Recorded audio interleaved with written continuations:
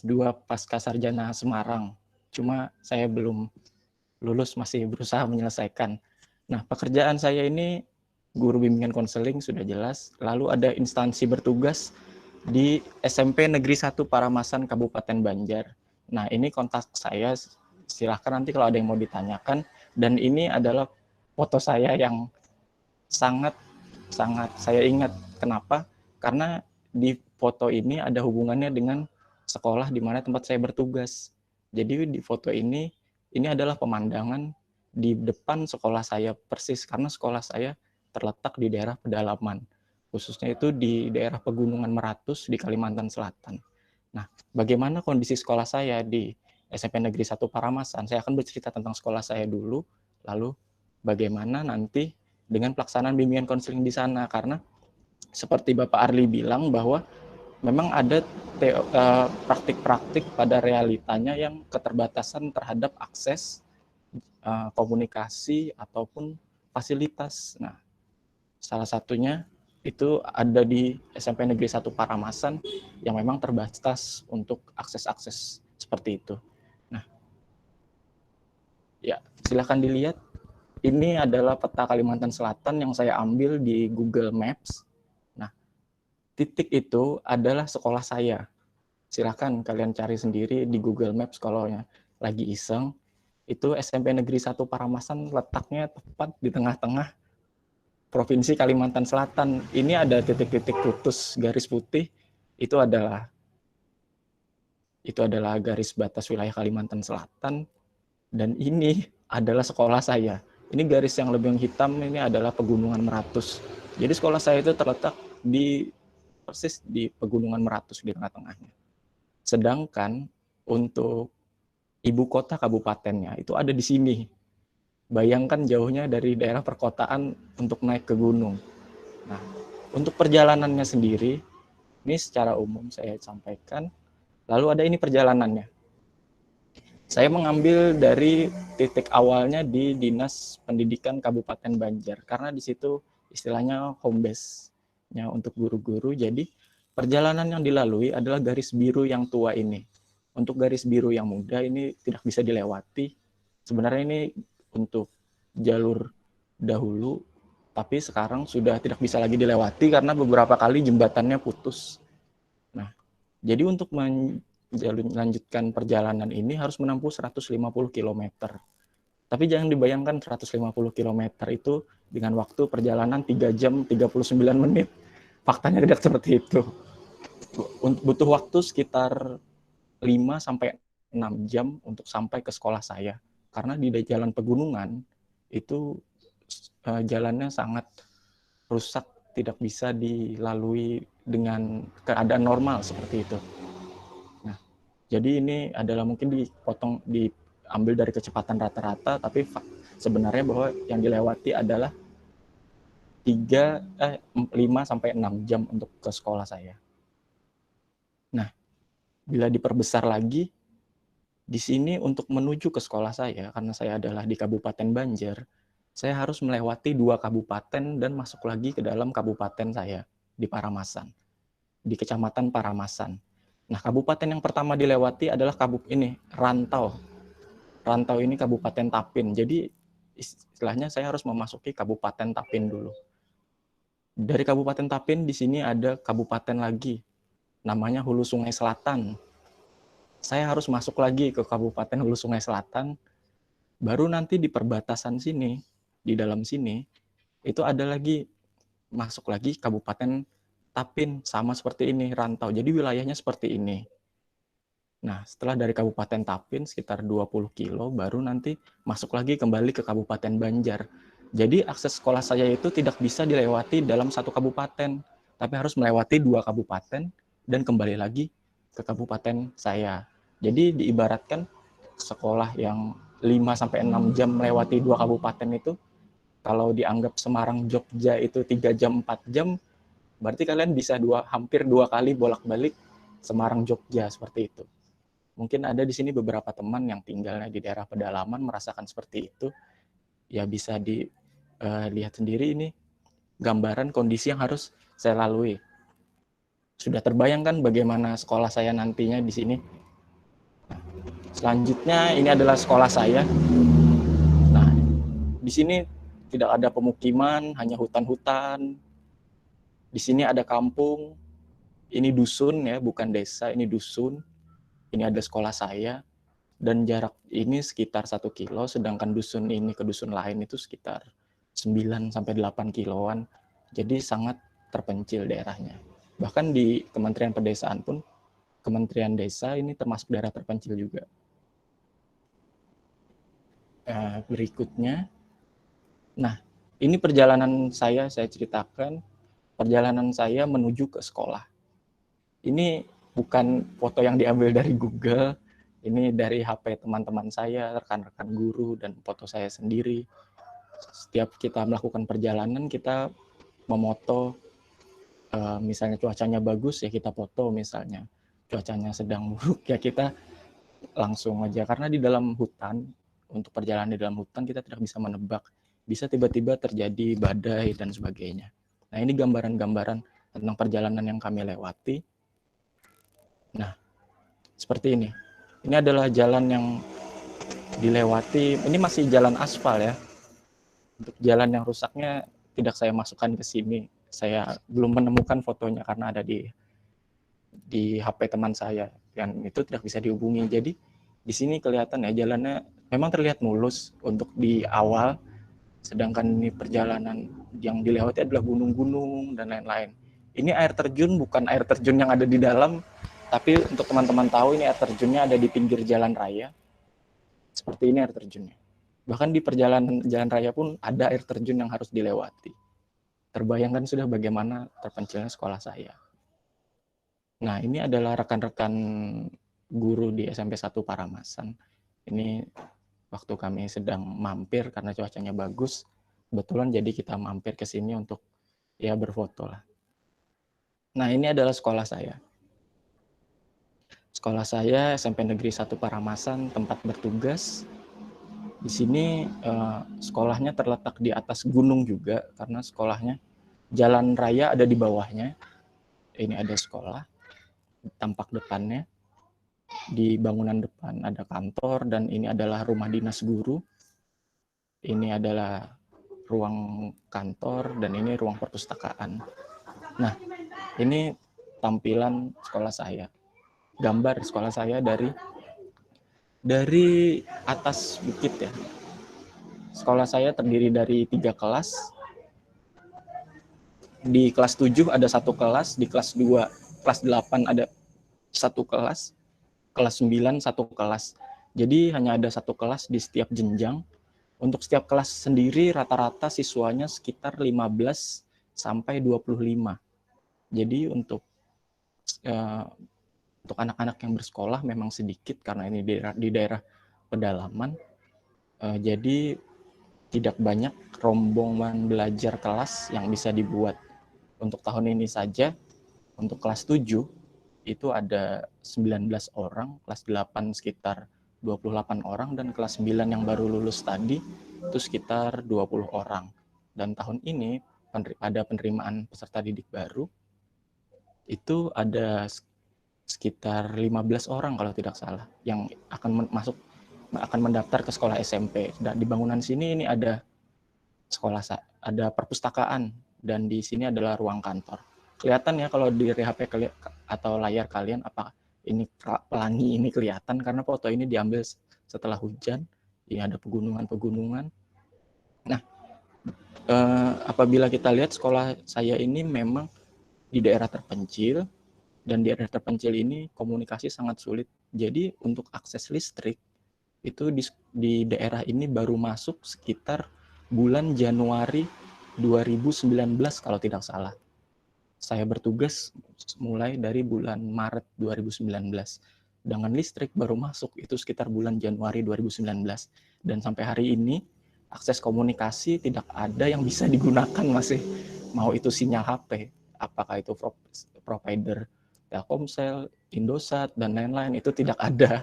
Jadi benar-benar tidak ada akses komunikasi sama sekali di sini. Apalagi kita membayangkan internet. Padahal di zaman sekarang kan internet itu sangat penting, tapi di sekolah saya memang belum ada akses untuk itu. Bahkan untuk mengakses sinyal handphone pun harus kembali lagi ke daerah keluar, itu sekitar 2 jam perjalanan dari sekolah saya untuk mengakses internet ataupun sinyal telepon. Jadi susah sekali untuk berkomunikasi di sini. Nah, bagaimana kami di sini untuk jadwal mengajarnya? Biasanya kami di sini ada shift-nya, entah 3 hari atau 4 hari stay di sekolah. Nah, jadi misal jadwal saya Senin sampai Rabu atau Senin sampai Kamis nanti akan dilanjutkan oleh guru lain. Jadi saya menginap di sekolahan selama Senin sampai Rabu, nanti untuk Kamis, Jumat, Sabtu saya kembali dan akan digantikan oleh guru lain. Jadi gambarannya sekolah terpencil seperti itu memang. Mungkin ada teman-teman yang punya keluarga ataupun teman lain yang berada di sekolah terpencil, pasti seperti itu. Sekolahnya ada jadwalnya tersendiri, berbeda dengan sekolah-sekolah lain. Nah, untuk murid-muridnya tetap pembelajaran dilaksanakan pada hari Senin sampai Rabu, namun untuk guru-guru memang dibagi sesuai jam mata pelajarannya dan kebutuhannya. Karena tidak mungkin menugaskan guru ke dalam satu daerah terpencil di mana guru tersebut harus stay di sana selama 1 minggu. Di sana itu untuk kabar keluarganya bagaimana. Lanjut, ini adalah kita membahas strategi bimbingan dan konseling. Bagaimana strategi pelaksanaannya? Mungkin saya akan memberi sedikit gambaran ataupun recall kembali ingatan kita tentang strategi bimbingan konseling yang sudah Anda adik-adik pelajari. Nah, di pendahuluan kita sudah jelas untuk dasar hukumnya kita ada Undang-Undang RI nomor 20 tahun 2003 tentang Sistem Pendidikan Nasional. Lalu di tahun nomor 4 Undang-Undang RI nomor 14 tahun 2005 mengatur tentang guru dan dosen. Dan lebih turun lagi ke bawah ada Permendikbud RI nomor 11 tahun 2014. Inilah yang mengatur bimbingan dan konseling pada pendidikan dasar dan menengah tengah. Artinya di sini bimbingan konseling diatur pada jenjang SD, SMP, dan SMA maupun SMK. Disinilah terkadang kita sebagai orang yang bergerak di bidang bimbingan konseling tidak tahu gitu dasar hukumnya apa kita ini. Nah, ini saya ingatkan kembali di sini ada 3. Lalu turun lagi, nah di Permendikbud ini nomor 11 tahun 2014 atau biasa yang disebut Permendikbud Triple One itu menyatakan bahwa bimbingan konseling itu sebagai bagian integral dari pendidikan. Bagian integral ini artinya tidak bisa dipisahkan dari pendidikan kita. Nah, dari bimbingan ini ada layanan bimbingan dan konseling. Seperti yang adik-adik tahu bahwa layanan bimbingan konseling kita ini ada 4 kan. Ada pribadi, sosial, belajar, dan karir. Ini sudah tidak perlu lagi saya jelaskan bagaimana, saya hanya memberi gambaran saja runutannya. Nah, terkadang layanan bimbingan konseling kita di keempat bidang ini memang tidak optimal. Kenapa tidak optimal? Pasti banyak berbagai faktor, entah itu faktor internal dari guru BK-nya, ataupun dari faktor eksternal yang tidak mendukung. Nah, karena program BK tidak optimal, maka akan timbul masalah baru yang lebih kompleks. Kalau adik-adik di sekolah itu setiap tahun itu masalah akan selalu ada pasti. Tapi masalah yang tidak terselesaikan di tahun kemarin itu pasti akan timbul lagi di tahun yang tahun berikutnya. Itu dan kita tidak punya strategi untuk menangani itu. Makanya agar program BK ini optimal bagaimana menjalankannya, maka disusun namanya POPBK, Panduan Operasional Penyelenggaraan Bimbingan Konseling. Nah, ini disusun oleh Dirjen GTK pada tahun 2016. Nah, jadi banyak sekali loncatan tahunnya dari 2014 sampai ke 2016. Nah, di POPBK ini sendiri lalu turun. Nah, bagaimana layanan bimbingan konseling yang sesuai dengan POPBK? Nah, jadi program BK yang berdasarkan pada POP itu akan tepat sasaran dan sesuai dengan kebutuhan siswa pada masing-masing sekolah. Nah, kenapa masing-masing sekolah? Karena di setiap sekolah itu kan berbeda-beda untuk kebutuhannya. Ada yang butuh A, ada yang butuh B. Mungkin pada bidang ini ada yang butuh sekolah ini butuhnya bidang sosial lebih tinggi daripada sekolah lain. Bahkan dalam satu sekolah pun setiap tahun itu berbeda-beda Jangan setiap tahun, setiap kelas pun beda. Misalnya mungkin ada 7A dan 7B, 7C, itu kebutuhannya beda-beda. Nah, dari program yang tepat sasaran dan sesuai kebutuhan ini, maka akan lahirlah kehidupan individu yang membahagiakan melalui layanan BK yang memberi dukungan perkembangan, mengenali potensi diri, dukungan perkembangan dan penyelesaian masalah, agar mengenali potensi diri, berkembang optimal, mandiri, dan kehidupan efektif sehari-hari atau CASE. Nah, jadi dari program bimbingan konseling yang tepat sasaran dan sesuai kebutuhan siswa, itu nanti akan terjadi kehidupan individu yang saya beri tanda kuning ini. Yang pertama membahagiakan, yang kedua adalah dukungan perkembangan dan penyelesaian masalah. Lalu dari ini akan timbullah kehidupan yang optimal, mandiri, dan kehidupan efektif sehari-hari. Ini pendahuluan saja untuk teman-teman sekalian. Kita akan lanjut. Nah, sesuai yang sudah teman-teman adik-adik pelajari, di POP BK itu ada 4 bagian.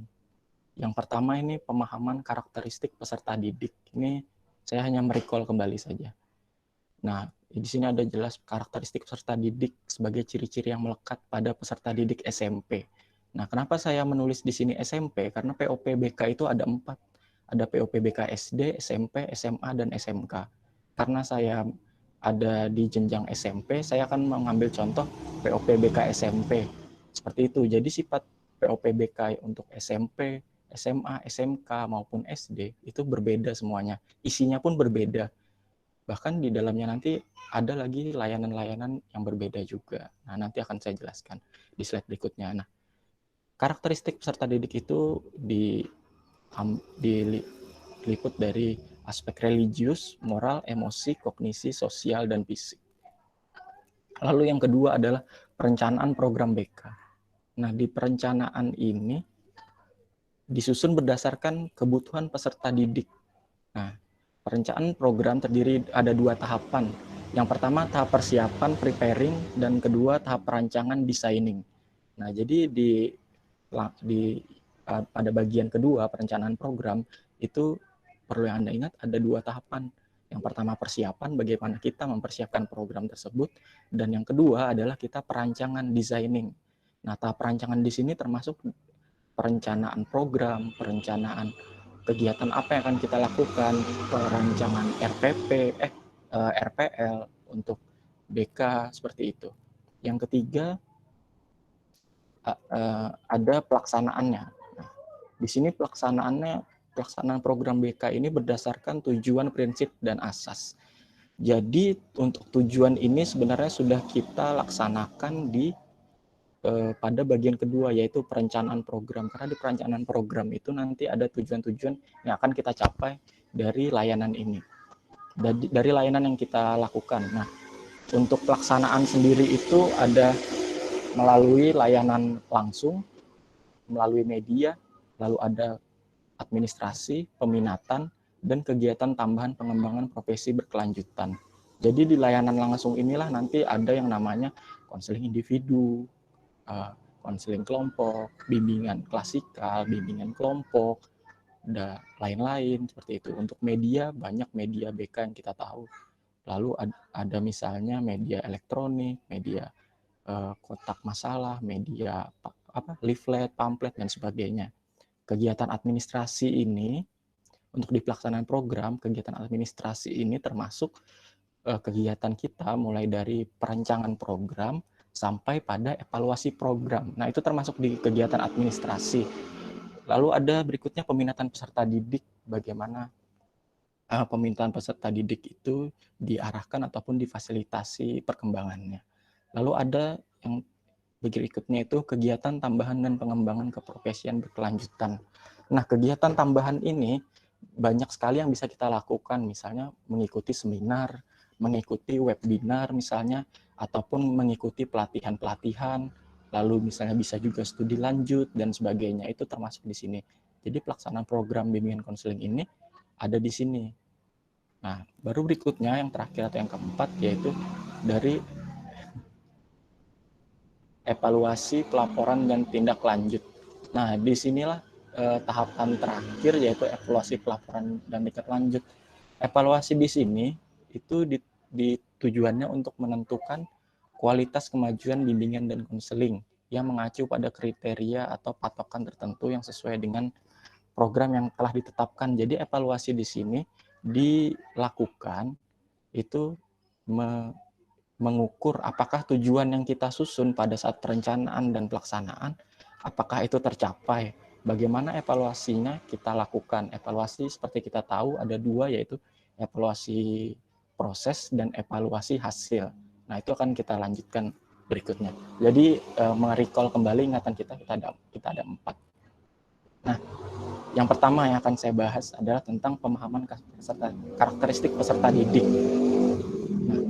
Nah, seperti yang Anda tahu ya, ada 6 aspek dari karakteristik peserta didik. Ini sudah tidak perlu lagi saya jelaskan, saya hanya memberikan gambaran bagaimana 6 aspek ini yang ada di sekolah saya. Nah, yang pertama adalah aspek religius. Aspek religius atau keyakinan individu. Nah, jadi untuk aspek religius di sekolah saya, seperti yang Anda tahu, di Kalimantan itu terkenal dengan suku Dayak. Nah, jadi termasuk suku Dayak yang berada di pegunungan. Jadi sekolah saya itu termasuk daerah masyarakat adat Dayak. Mereka masih masyarakat adat. Untuk agama sendiri, agamanya itu sangat beragam, bahkan masih menganut sistem aliran kepercayaan. Contohnya seperti ini. Di dalam sekolah saya itu sekitar 70% itu mereka masih kepercayaannya keharingan. Kalau Anda bisa searching sendiri di Google ataupun di internet, aliran kepercayaan keharingan ini memang percaya pada nilai-nilai luhur nenek moyangnya, seperti itu. Nah, itu melekat sekali. Jadi mereka untuk yang masih aliran kepercayaan keharingan itu, mereka belum masuk agama. Jadi kepercayaan nilai-nilai yang dianut masih nilai-nilai adat. Untuk yang beragama Islam itu sekitar 20%-an lah, 20% itu ada di sudah beragama Islam. Namun untuk yang beragama Islam pun mereka masih suku Dayak, dan mereka juga sebenarnya masih memegang kepercayaan keharingan sebenarnya. Lalu ada sekitar 10-15% lah kira-kira itu sudah menganut agama Kristen. Seperti itu. Jadi nilai-nilai yang ada di sekolah saya itu sebenarnya beragam sekali, jauh daripada nilai-nilai yang saya anut. Misalnya mungkin kita biasa ya bergaul, misalnya kita sebagai guru BK atau konselor, misalnya kita bertemu dengan orang yang misalnya dia sama agamanya ataupun berbeda, tapi sering kita temui, misalnya bertemu dengan agama kita konselor sebagai agama Islam, bertemu dengan klien ataupun kanseli yang agama Kristen, mungkin sudah biasa. Tapi bagaimana kita bisa sebagai konselor guru BK itu bertemu dengan yang masih aliran kepercayaan di luar itu. Nah, bagaimana beragamnya di sekolah saya itu aspek religius yang pertama. Yang kedua, ini adalah aspek moral. Pertimbangan tentang baik buruk, benar salah, boleh tidak dalam melakukan sesuatu. Aspek moral di sini, jadi yang pertama akan saya generalisasi bahwa di sekolah saya itu religiusnya masih aliran kepercayaan keharingan. Karena memang untuk yang beragama pun baik yang Islam, Kristen, itu mereka masih suku Dayak sama. Dan mereka juga aliran kepercayaan keharingan maksudnya. Nah, untuk aspek moral sendiri, baik buruknya mereka bergantung pada perkataan ketua adat. Nah, jadi apabila itu ketua adat ataupun dewan adat yang terdiri dari beberapa orang. Nah, dari situlah mereka mengambil nilai-nilai kebaikan baik buruk, apalagi misalnya tentang menjaga alam, memanfaatkan alam, karena di sana masih banyak sumber daya alamnya. Itu mereka menganut pada dewan-dewan adat atau biasa disebut dengan tetuha kampung. Tetuha kampung itu artinya orang-orang tua yang dihormati di kampung tersebut. Lalu ada aspek emosi. Itu pada aspek fisik, kognitif, sosial yang mudah berubah-ubah, transisi. Nah, jadi siswa SMP saya di sana itu perkembangannya itu sangat cepat sekali. Beda dengan anak-anak yang ada di kota. Kalau anak-anak yang di kota mungkin lebih mungkin hampir sama ya semuanya, maksudnya sama di sini misalnya jalan pemikirannya sama semuanya, jalan pemikiran cara berkembangnya ketika ada tren ini mereka mengikuti, ataupun fisiknya pun sama saja karena tidak pernah dibebankan hal-hal yang berat. Nah, sedangkan untuk aspek emosi sendiri ini sangat beragam terjadi di sekolah saya. Contohnya seperti ini. Beberapa kali beberapa kali kejadian itu pada saat di luar jam sekolah ya. Itu anak-anak berkelahi, tawuran antar kampung itu masih, dan yang tawuran pun itu siswa-siswa saya karena di Kecamatan Paramasan itu cuma ada satu SMP dan satu SMA. Jadi yang tawuran ya anak-anak sekolah juga sebenarnya. Seperti itu, tapi itu berada di luar jam sekolah, dan mereka pun itu pun tawurannya biasanya bisa sore atau malam seperti itu. Biasanya karena ribut-ribut yang hal-hal yang tidak baik lah. Itu emosinya masih sangat labil di sana. Lalu ada kognitif, perkembangan menyebabkan fundamental pada masa kanak-kanak, menyebabkan remaja kemampuan berpikir abstrak. Nah, berpikir abstrak di sini sudah mungkin kalian pelajari. Berpikir abstrak itu bisa membayangkan apa yang akan terjadi pada kemampuannya tidak perlu pada simbol-simbol tertentu seperti itu.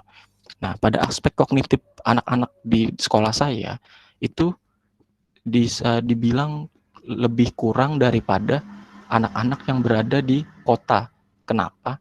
Karena di sana adalah termasuk daerah yang terpencil, akses komunikasi sulit, jadi perkembangan tren maupun hal-hal yang sifatnya baik untuk pengetahuan itu sulit diakses.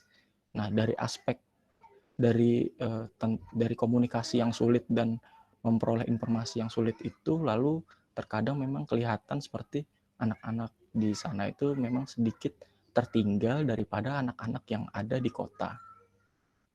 Nah, lalu ada aspek sosial. Bisa dilihat. Yang kelima yaitu ada aspek sosial. Peserta didik SMP bukan dipandang lagi sebagai anak-anak, namun belum bisa diakui sebagai individu dewasa. Kenapa belum bisa diakui sebagai individu dewasa? Dan karena mereka masih dibilang usianya masih sangat tanggung, jadi mereka diperlakukan kadang-kadang tidak konsisten. Kadang diperlakukan sebagai anak-anak, dan kadang diperlakukan sebagai orang dewasa. Nah, di aspek sosial sendiri, untuk di murid-murid saya atau peserta didik di sekolah saya, itu kebanyakan murid-murid sudah bekerja sejak SD kelas 6. Apa yang mereka kerjakan itu biasanya mereka menebang kayu, membawa kayu keluar dari hutan ke jalan misalnya. Habis itu ada pekerjaan lain seperti mengumpulkan hasil hutan yang bisa dikumpulkan, biasanya mengumpulkan buah kemiri. Itu kan kemiri hutan di sana termasuk memproduksi kemiri, lalu ada memproduksi kayu manis, dan juga tambang emas. Jadi bisa dilihat bahwa anak-anak di sekolah saya itu memang sudah bekerja mulai kecil gitu. Jadi mereka rata-rata di sana itu ketika sudah bisa mencari uang, maka mereka sudah bisa dikatakan dewasa. Jadi banyak siswa saya yang tidak lagi sudah meminta sangu ataupun minta uang jajan kepada orang tua. Mereka biasanya bekerja. Nah, pertanyaannya kapan mereka bekerja? Biasanya anak-anak itu bekerja itu dari siang sampai sore hari seperti itu. Ataupun bisa juga mereka bekerja di hari Jumat, Sabtu, Minggu misalnya. Jadi mereka tidak turun sekolah. Biasanya kalau mereka sudah turun sekolah, kita tanya, kemarin kenapa nggak turun sekolah? Ini Pak, saya kerja bantu orang tua cari duit katanya. Ataupun saya kerja Pak seminggu ikut paman misalnya, seperti itu. Jadi aspek sosial di sini untuk di daerah pedalaman sendiri pun mereka sudah dianggap dewasa sebenarnya. Karena mereka sudah dipandang bisa mencari uang sendiri. Dan jangan dibayangkan uangnya sedikit, karena untuk tambang emas sendiri banyak pekerjaannya memang di sana itu anak-anak. Jadi pernah saya nanya sama satu anak yang kerjanya memang di tambang emas gitu kan. Memang sehari berapa sih dapat uangnya ataupun dapat emasnya? Biasanya dapatnya ini Pak 8 gram misalnya. Nah 8 gram itu nanti dibagi-bagi Pak katanya. Yang pertama setengahnya dibagi buat yang punya mesin, setengahnya itu berarti sekitar 4 gram. Terus dibagi lagi Pak, 4 gram itu dibagi ke 4 orang sampai 5 orang pekerja. Nah, seperti itu. Jadi anak-anak itu dalam sehari pun bisa menghasilkan uang sekitar 200 sampai 300 ribu. Karena harga emas di sana itu kalau ya beda lah dengan harga emas di sini yang sudah hampir 800 900, di sana masih emas mentah itu sekitar 500 sampai 600 ribu. Nah, jadi itulah yang mereka bagi, tapi terkadang tidak juga 8 gram. Bisa aja sekitar 3 gram, 4 gram itulah yang akan dibagi. Nah, biasanya mereka itu ya bekerja, bahkan mereka pun membeli motor untuk akses sekolah pun mereka bisa memakai uang sendiri pada saat liburan. Apalagi liburan seperti ini ya. Baru yang selanjutnya itu ada aspek fisik. Nah, di aspek fisik di sini perkembangan anak-anak di sekolah saya di daerah pedalaman, mereka itu sangat cepat sekali pertumbuhannya.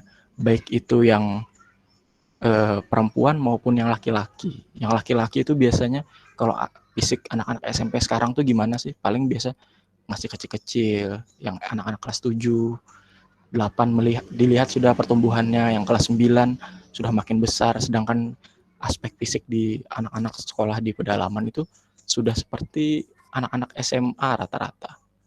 Ya sudah badan mereka besar karena mereka sering bekerja keras, mereka sudah biasa bekerja yang pekerjaan berat, karena beda dengan anak-anak yang sekolah di di kota gitu kan, yang misalnya mereka pulang, anak-anak di kota pulang sekolah pulang terus rebahan main game sampai gitu aja, fisiknya tuh ya pertumbuhannya ya biasa aja, normal aja gitu. Beda dengan anak di daerah sekolah saya itu di daerah pedalaman, di mana mereka sekolah, pulang, kerja, malam baru main sama temannya. Biasanya mereka anak-anak itu biasanya malam baru mainnya, atau keluar ke pinggir jalan, biasanya ke warung-warung seperti itu, biasanya ngumpul-ngumpul. Nah, di sana juga sulit kan akses komunikasi, listrik. Jadi ya memang tidak ada yang bisa dilakukan gitu loh. Nah, itulah aspek fisik.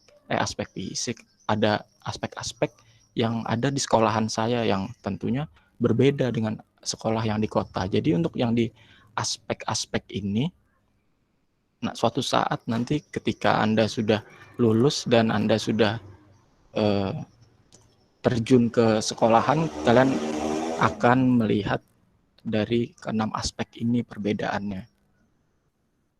Yang selanjutnya ada tugas perkembangan peserta didik. Ini tulisannya sangat panjang, mungkin kalian sudah pernah membacanya. Nah, saya hanya ingin kalian memperhatikan yang saya lingkari merah. Nah, di sini ada namanya tugas perkembangan dan ada SKKPD. SKKPD inilah standar kompetensi kemandirian kita yang ada di dalam POP. Jadi untuk SKKPD di SMP itu ada 10, dari 1 sampai 10. Sedangkan untuk di SMA itu rasanya ada 11 atau 12. Saya lupa. Untuk di SMA, coba Anda cari sendiri. Yang jelas untuk SMP dan SMA itu berbeda aspek-aspek. Untuk SKKPD-nya yang pertama ada religius, etis, kematangan emosi, kematangan intelektual, tanggung jawab sosial, gender, pengembangan pribadi, perilaku wirausaha mandiri, wawasan kesiapan karir, dan kematangan hubungan teman sebaya. Nah, dari 10 aspek inilah nanti yang akan menjadi landasan kita pada saat membuat program BK. Nah, di sini misalnya kehidupan religius masuk ke bidang apa? Ini termasuk pada bidang pribadi, yaitu hubungan individu dengan yang Maha Kuasa. Perilaku etis termasuk pada bidang sosial, emosi, pribadi, kematangan intelektual, belajar, tanggung jawab sosial, masuk di bidang sosial, kesadaran gender, bidang sosial, dan sebagainya. Silahkan kalian cari sendiri. Jadi saya hanya memfokuskan pada lingkaran ini. Ada di 10 aspek. Nah, lalu ada rincian tugas perkembangan dari standar SK, ya, dari SKKPD ini nanti ada namanya rincian tugas perkembangan. Ini sangat banyak ya. Jadi saya mempersingkat lagi. Nah, silakan perhatikan lingkaran merah ini. Rincian tugas perkembangan. Jadi di rincian tugas perkembangan ini ada 3. Yang pertama ada 3 tahap. Yang pertama pengenalan, akomodasi, dan tindakan. Nah, dari 10 aspek yang ada berwarna biru di sini, itu ada 3 tahap. Saya ambil contoh. Apa perbedaan dari ketiga tahap ini? Nah, dari tahap pengenalan itu ada tahap pengenalan itu kata kerjanya semuanya bisa dilihat itu ada pasti depannya pasti mengenal,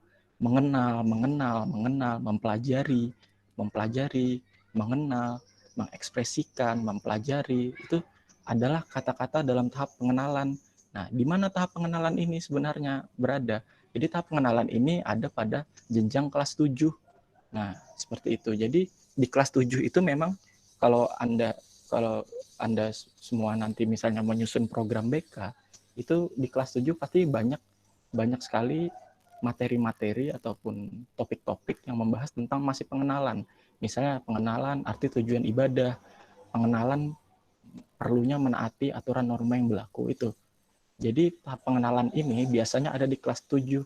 Tapi tidak menutup kemungkinan juga di kelas 7 itu ada juga tahap akomodasi.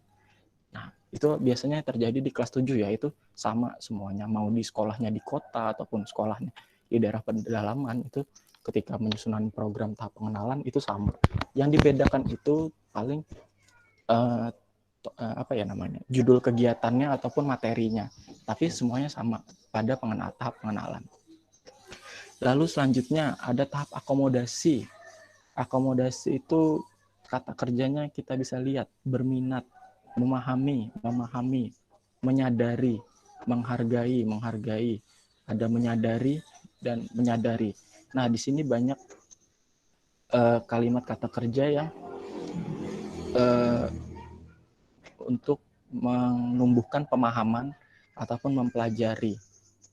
Nah, seperti itu. Jadi dari pemahaman-pemahaman itu biasanya ada di kelas 8 untuk tahap akomodasi. Jadi untuk kelas 8 juga tidak menutup kemungkinan bisa saja ada materi-materi yang berada pada tahap pengenalan atau juga berada pada tahap tindakan. Tidak 100% ada semuanya, misalnya kelas 7 100% di tahap pengenalan ataupun 100% di tahap akomodasi. Tidak seperti itu. Bisa misalnya 80-20 ataupun 70-30 dan dibagi lagi seperti dan sebagainya. Lalu ada tahap tindakan. Nah, di tahap tindakan ini itu biasanya ada pada kelas 9. Tahap tindakan ini biasanya kata kerja itu melakukan, bertindak, mengekspresikan, mengambil, berinteraksi. Nah, berinteraksi itu tindakan, menampilkan, membiasakan diri, identifikasi, bekerja sama. Nah, jadi tahap tindakan ini memang diharapkan sudah. Nah, 3 tahap ini itu berada pada misalnya di RPL itu berada pada tujuan konseling. Contoh misalnya konseling tujuan layanan atau tujuan konseling, misalnya layanan klasikal misalnya di kelas 7. Pasti tujuannya itu mengenalkan, mempelajari pada tahap-tahap seperti itu saja. Ataupun di kelas 8 tujuannya memahami keragaman ekspresi perasaan diri dan orang lain ataupun tindakan. Jadi kalau dilihat lagi bisa kita hubungkan bahwa pada tahap pengenalan ini berada pada ranah apa ya, masih kognitif pemikiran, artinya mereka diajak untuk mengenal dulu. Lalu pada tahap akomodasi itu pada ranah efektif, yaitu merasakan ataupun menimbulkan minat, memahami dan lain-lain seperti itu. Nah, di sini lalu ada tahap tindakan, yaitu tahapnya sudah pada ranah motorik misalnya ataupun sudah bisa melakukan tindakan ataupun mengekspresikan sesuatu. Nah, seperti itu. Jadi di 3 ini sebenarnya karena kita 3 ini menyusun tujuan kita. Jadi karena saya hanya kita akan membahas tentang SKKPD ini, jadi sebenarnya di 3 ini masih ada lagi namanya HOTS, yaitu High Order Thinking Skill. HOTS ini kemampuan berpikir tingkat tinggi yang bisa yang harus ada di dalam RPL. Jadi mungkin itu pembahasan lain saja. Nah, jadi di SKPD ini ada 10 aspek dan ada 3 tahap seperti itu. Nanti bisa kalian lihat sendiri. Selanjutnya yaitu teknik pemanfaatan data. Ini sudah jelas, sudah pasti kalian pelajari teknik tes, ada teknik non tes, ada 2 tes. Nah, untuk teknis tes sendiri kan sudah kalian pelajari juga pastinya bahwa memang kita sebagai guru BK tidak diizinkan untuk melakukan teknik tes, karena teknik tes itu harus orang-orang yang mempunyai lisensi. Bagaimana kita mempunyai lisensi, kita bisa untuk melanjutkan studi lagi. Misalnya ada yang membuka seperti di Universitas Malang atau Universitas Negeri Malang gitu, yang mengadakan studi untuk guru-guru BK agar memiliki lisensi untuk melaksanakan teknik tes. Nah, apa yang biasa kita lakukan guru BK di sekolah itu biasa kita melakukan dengan teknik non tes. Nah, teknik non tes ini kan ada banyak yang langsung, misalnya observasi, wawancara, angket, sosiometri, dokumentasi, ataupun autobiografi. Ini sudah di luar kepala kalian pasti. Lalu ada instrumen pengumpulan masalah, ada DCM, ada AUM, ada ITP, ada alat ungkap peminatan, ada yang pertama daftar cek masalah, alat ungkap masalah, ada inventory tugas perkembangan, dan lain-lain. Ini sudah jelas. Saya pun di sekolah biasanya memakai yang pertama itu observasi, lalu biasanya juga angket. Untuk sosiometri saya belum gunakan di tahun ini. Lalu untuk pengumpulan data masalah saya menggunakan namanya AKPD, angket kebutuhan peserta didik. Nah, itu yang digunakan di sekolah saya. Lalu ada namanya pemanfaatan data hasil asesmen. Nah, dari hasil asesmen yang ini nanti disusunlah jadi profil individu, profil kelas, lalu jadi menyusun program atau semesteran dan merencanakan pemberian layanan. Ini nanti saya lihatkan program yang ada di sekolah saya. Selanjutnya, nah ini perencanaan. Jadi setelah saya pembahasan perencanaan ini, 2 bagian ini, kita akan lompat kepada contoh program yang ada di sekolah saya. Nah, perencanaan ini sudah jelas ya. Ada 2 tahap seperti yang kita bahas tadi. Yang pertama planning, yang kedua designing.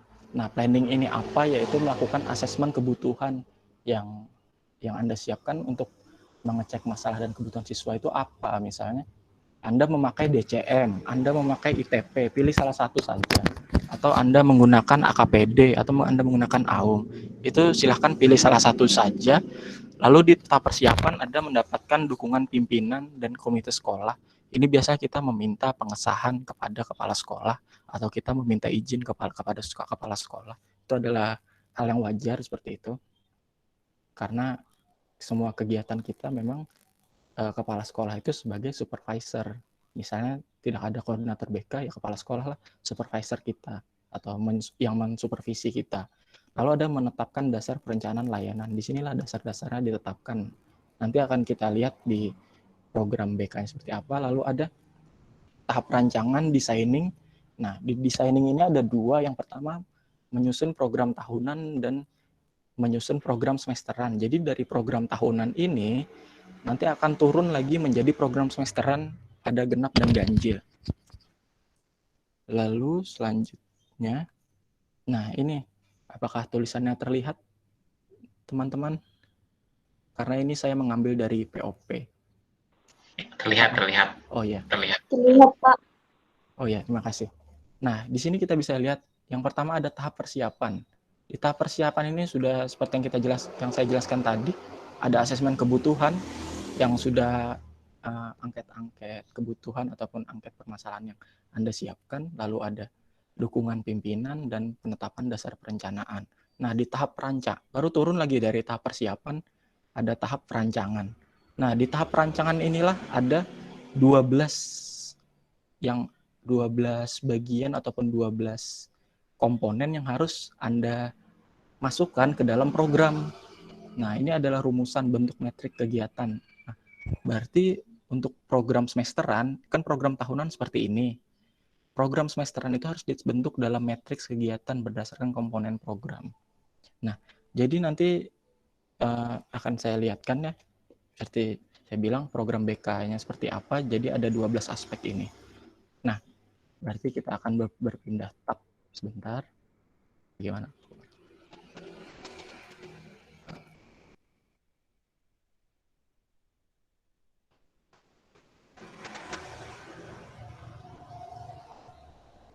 Nah, apakah layarnya sudah berganti ke program bimbingan konseling atau masih di PowerPoint? Masih di PowerPoint, Pak.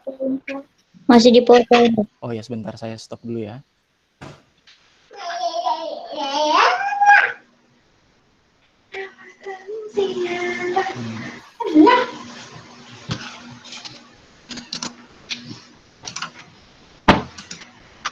Nah, bagaimana sekarang?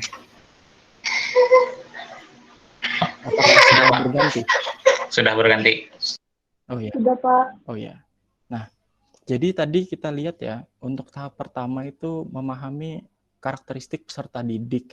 Di dalam karakteristik memahami karakteristik peserta didik itu ada 2 apa 3 gitu ya. Tadi tuh yang ada profil individu sama ada profil kelas. Lalu ada di dalam program itu ada tadi 12 aspek yang kita lihat. Anggaplah tahap persiapan sudah kita laksanakan. Nah, setelah itu kita akan menyusun programnya. Nah, programnya akan seperti ini. Nah, ini adalah halaman depannya. Program biasanya ya kita jelas logo SMP kita seperti ini, program pada tahun ini. Nah, untuk yang di tahap perencanaan tahap persiapan ya, untuk yang meminta izin pada sekolah tuh biasanya dalam bentuk lembar pengesahan. Jadi nanti akan disahkan oleh kepala sekolah dan guru BK yang menyusun program ini. Lalu ini ada kata pengantar. Kita masuk. Nah, ini ada program tahunan yang pertama, lalu ada program semesteran. Kan program tadi di pelaksanaan ada 2, yaitu program tahunan dan program semesteran. Nah, kita masuk kepada program tahunan. Nah, penetapan dasar itu di tahap perencanaan kalau tidak salah itu ada namanya, itu dibentuk dalam rasional. Jadi rasional ini, di dalam rasional inilah disusun bagaimana kita ibaratnya ini seperti latar belakang lah, kenapa kita menyusun program ini. Lalu ada dasar hukum, ya sudah jelas lah. Ini kita skip saja. Lalu ada visi misi, tadi ada di 12 aspek. Coba kita, kalau Anda masih mengingat, ada rasional, ada dasar hukum, ada visi misi. Nah, visi misi di sini, pertama kita harus mengetahui dulu visi misi sekolah kita seperti apa. Nah, jadi kita masukkan di sini visi misi sekolah kita. Lalu berikutnya itu yang kedua adalah visi misi bimbingan konseling yang ada di sekolah kita. Seperti itu. Jadi ada 2 visi misi di sini. Nah, visi bimbingan konseling dan misi bimbingan konseling ini dirumuskan dengan mendukung visi misi yang ada pada sekolah. Nah, setiap tahun visi misi sekolah itu pasti berganti. Visi misi sekolah pasti berganti, dan kita sebagai visi misi bimbingan konseling pun harus mengikuti perkembangan dari visi misi sekolah. Jadi untuk di rancangan ini yang di bagian kedua itu sama semuanya ya, untuk di kota maupun yang ada di daerah pedalaman itu sama pasti. Nah, ini namanya deskripsi kebutuhan, seperti yang ada di selanjutnya tadi, deskripsi kebutuhan. Ada namanya profil kelas ya. Ini profil kelas dari hasil analisa angket kebutuhan peserta didik atau AKPD. Nah, jadi ini saya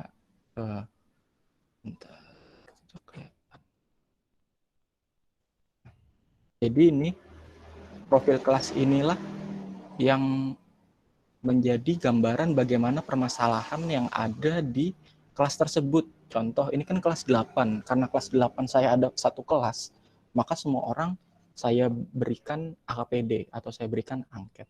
Apabila misalnya ada kelas 8 itu ada 5 kelas, maka mungkin kita hanya perlu mengambil sampelnya saja Seperti dalam satu kelas itu 5 orang, ataupun dalam satu kelas 6 orang, berarti 6 kali 5 kan 30 orang.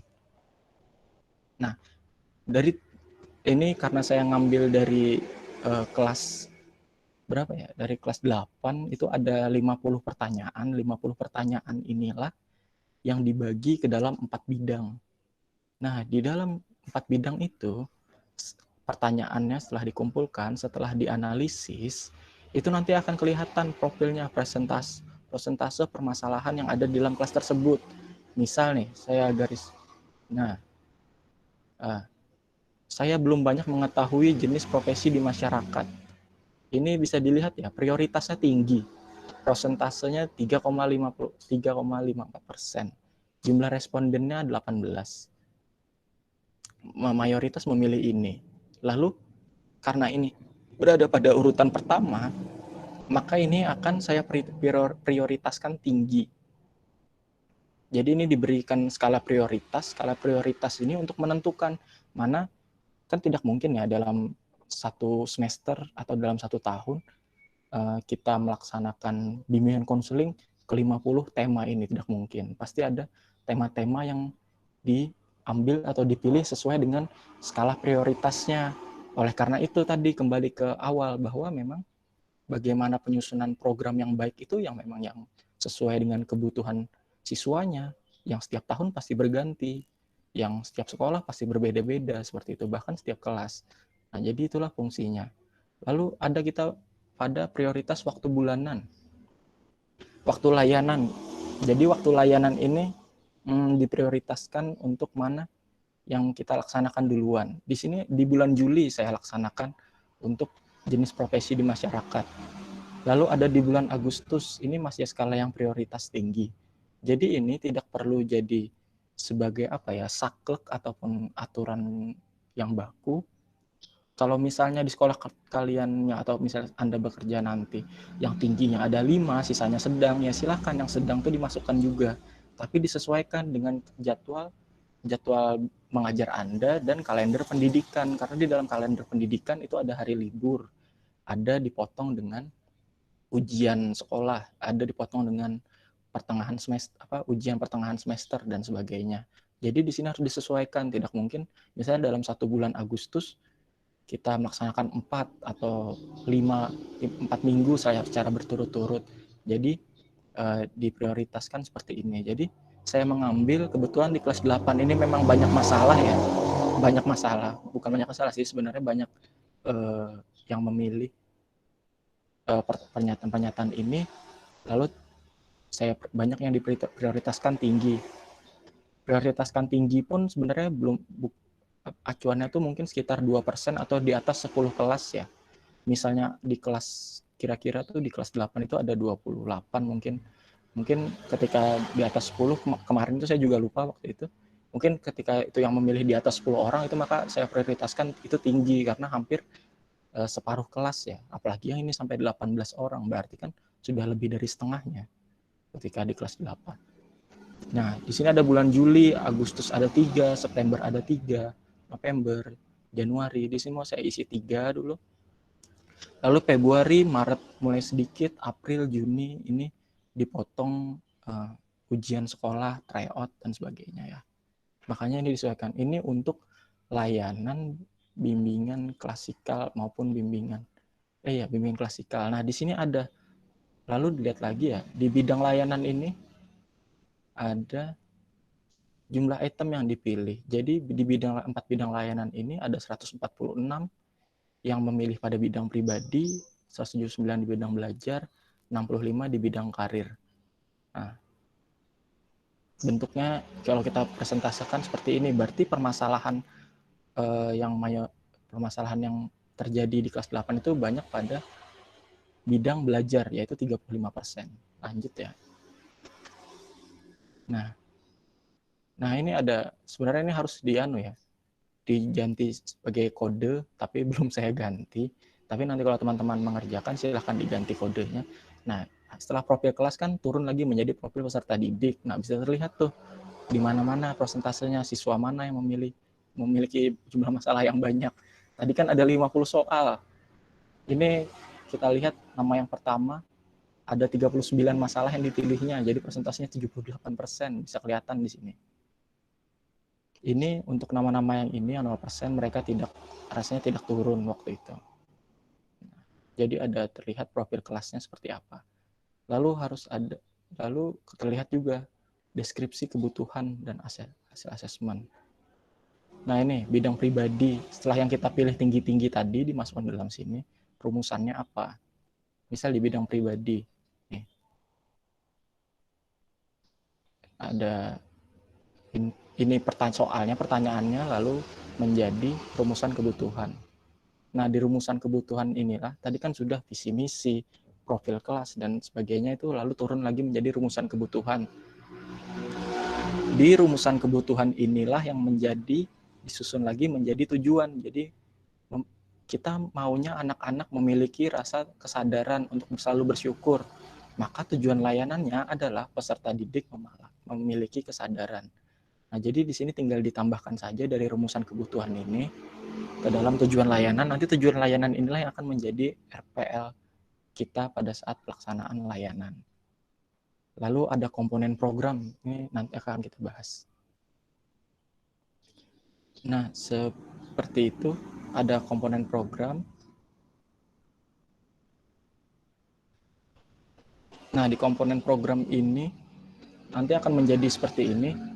Layanan dasar, yang saja termasuk jadi layanan dasar, layanan peminatan, bisa dilihat dari yang tinggi-tinggi tadi. Itu yang mana yang termasuk dalam peminatan. Misalnya nih, kemampuan menyalurkan bakat dan minat, prospek karir, dan mengenal profesi dan prospek karir. Lalu ada responsif. Nah, ketergantungan handphone, kenakalan remaja, habis itu membicarakan masalah seks secara positif, dan lain-lain. Baru ada dukungan sistem.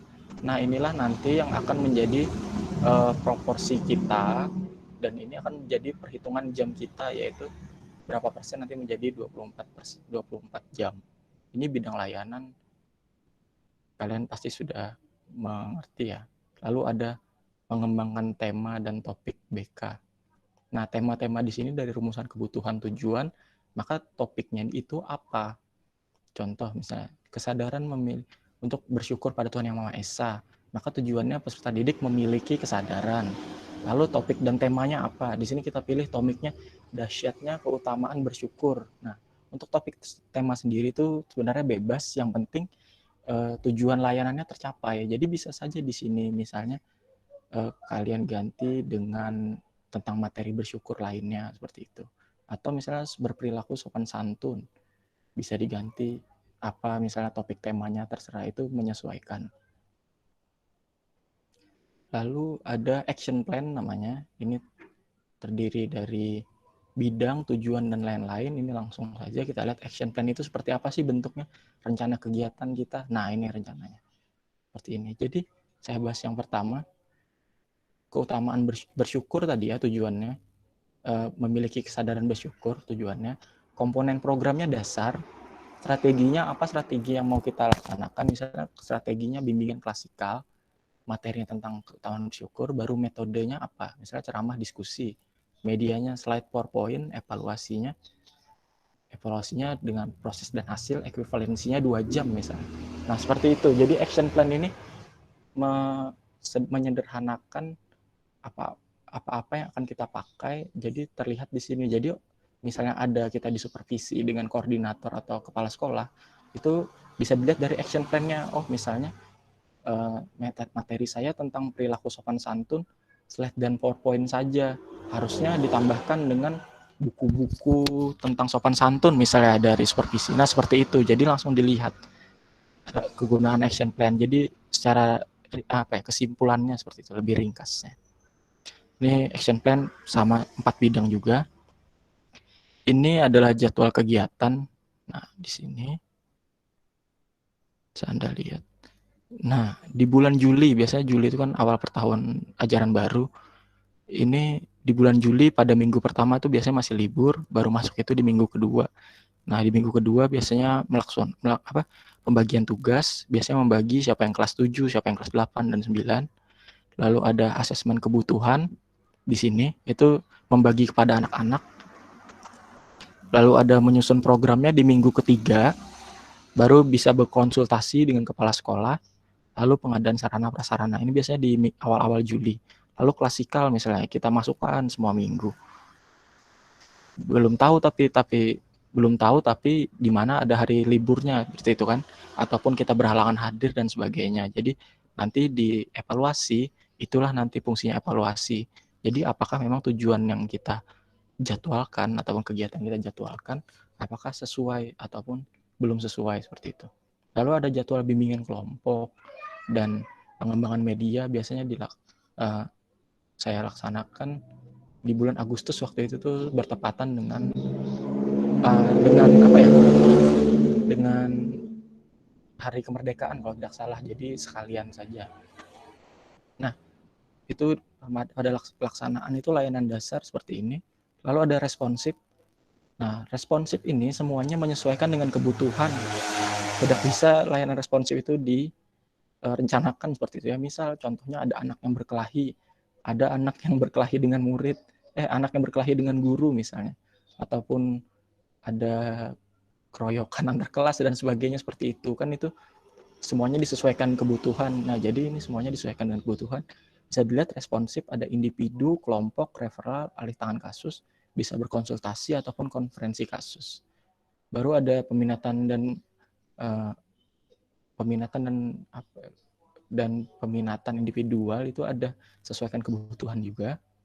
Lalu ada dukungan sistem.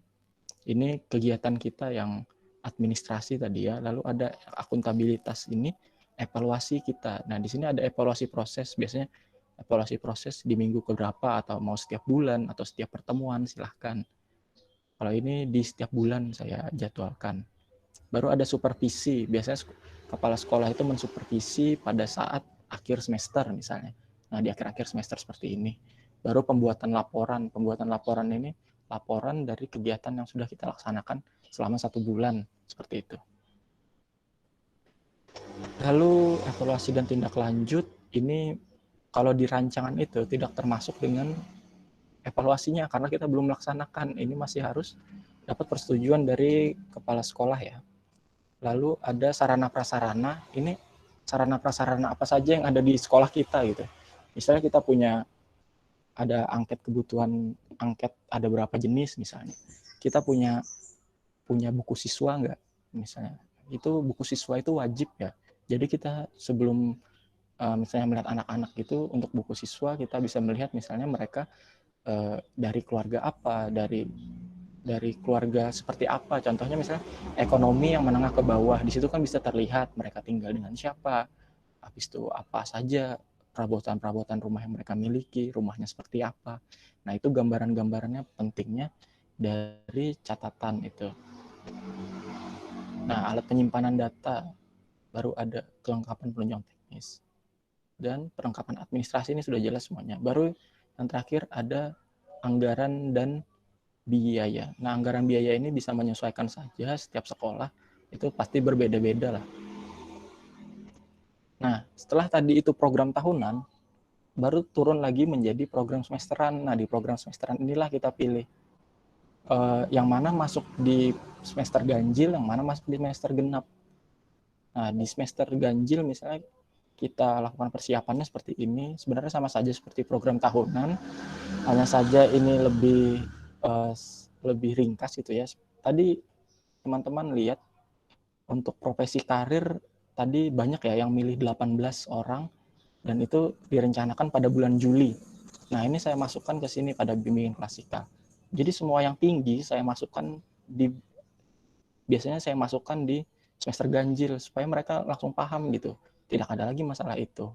Jadi setelah bulan Juli pengenalan profesi karir dan selanjutnya etika dan lain-lain. Nah, ini disesuaikan saja untuk program semester ganjil. Dan ini program semester genap, sisanya dari yang sudah kita jadwalkan. Sisa layanan maksudnya. Nah, seperti ini.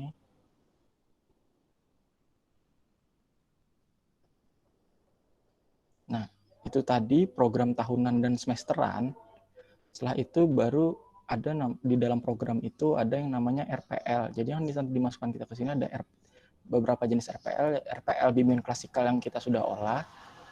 Lalu ada bimbingan kelas besar. Biasanya kelas besar ini dilaksanakan pada saat penerimaan siswa baru, yaitu masa orientasi sekolah biasanya di sini.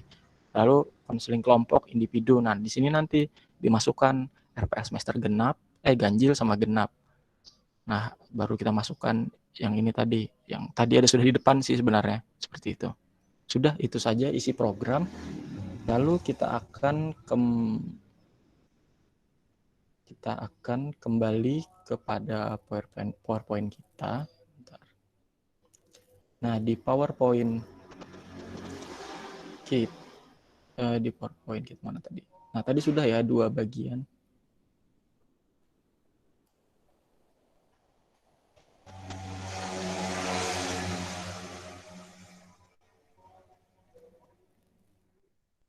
Nah, ini.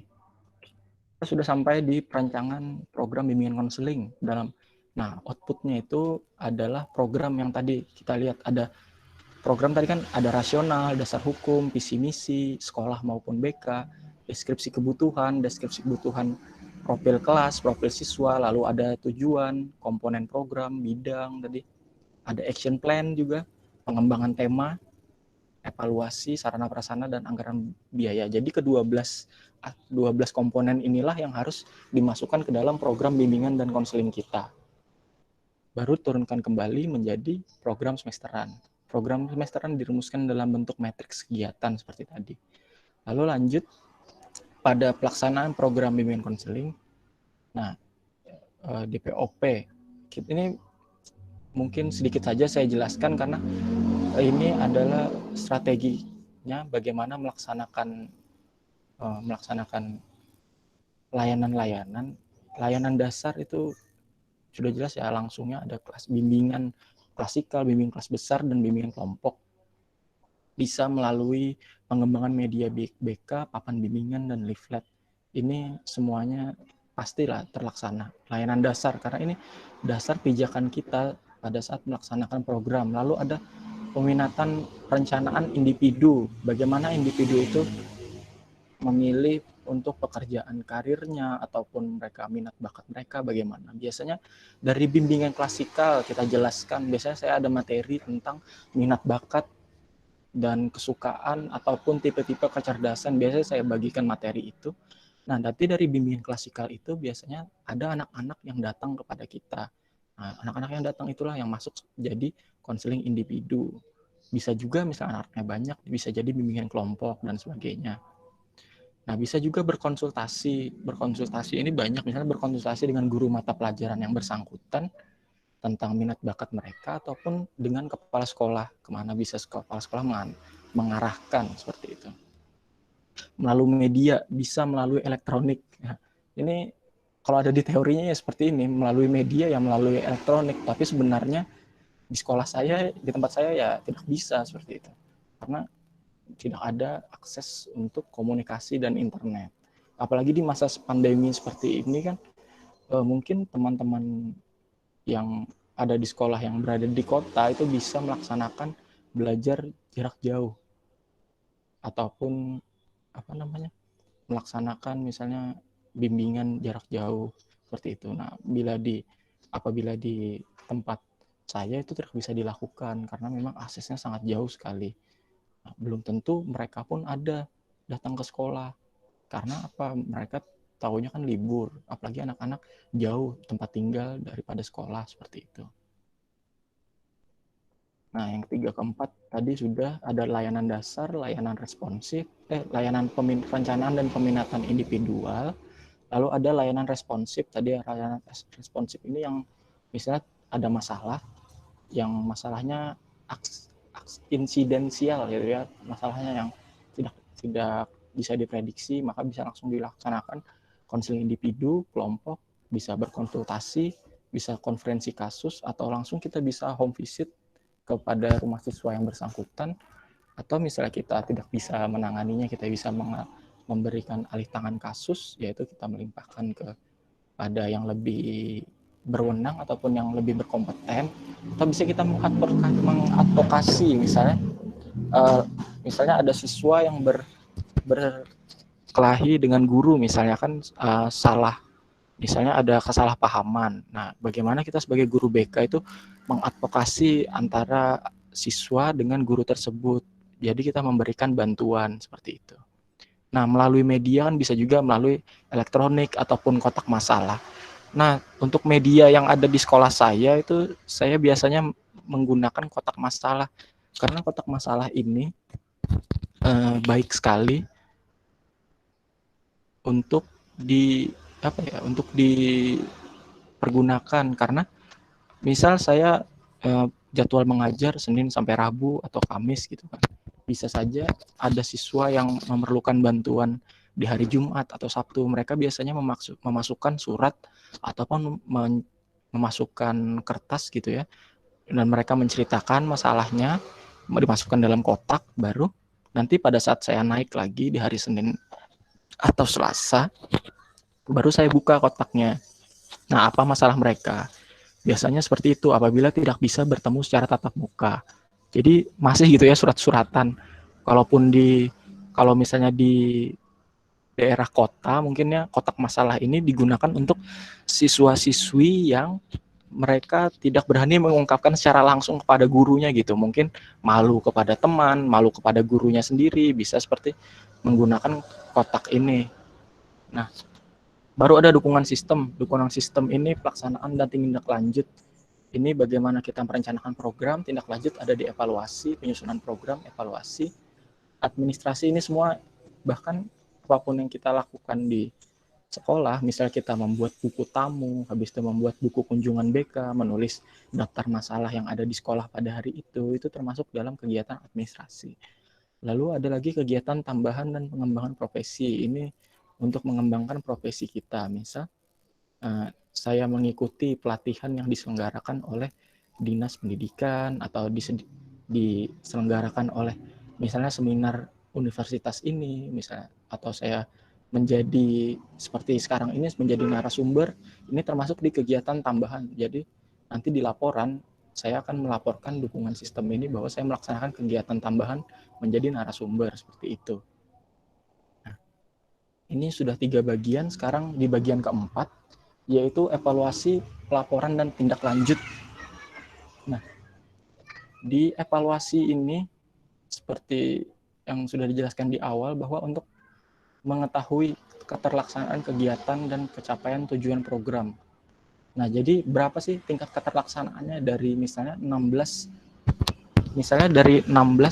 kegiatan klasikal yang kita rencanakan, berapa sih yang terrealisasinya? Bisa saja terrealisasi 12, 13, karena tidak melulu bisa 16 semuanya terrealisasi. Atau misalnya kegiatan layanan responsif yang misalnya kan tidak direncanakan, misalnya responsif tiba-tiba dalam 1 semester atau 1 tahun itu ada berapa kasus gitu kan, misalnya ada 5 kasus. Nah, seperti itu. Jadi dimasukkanlah ke dalam evaluasi.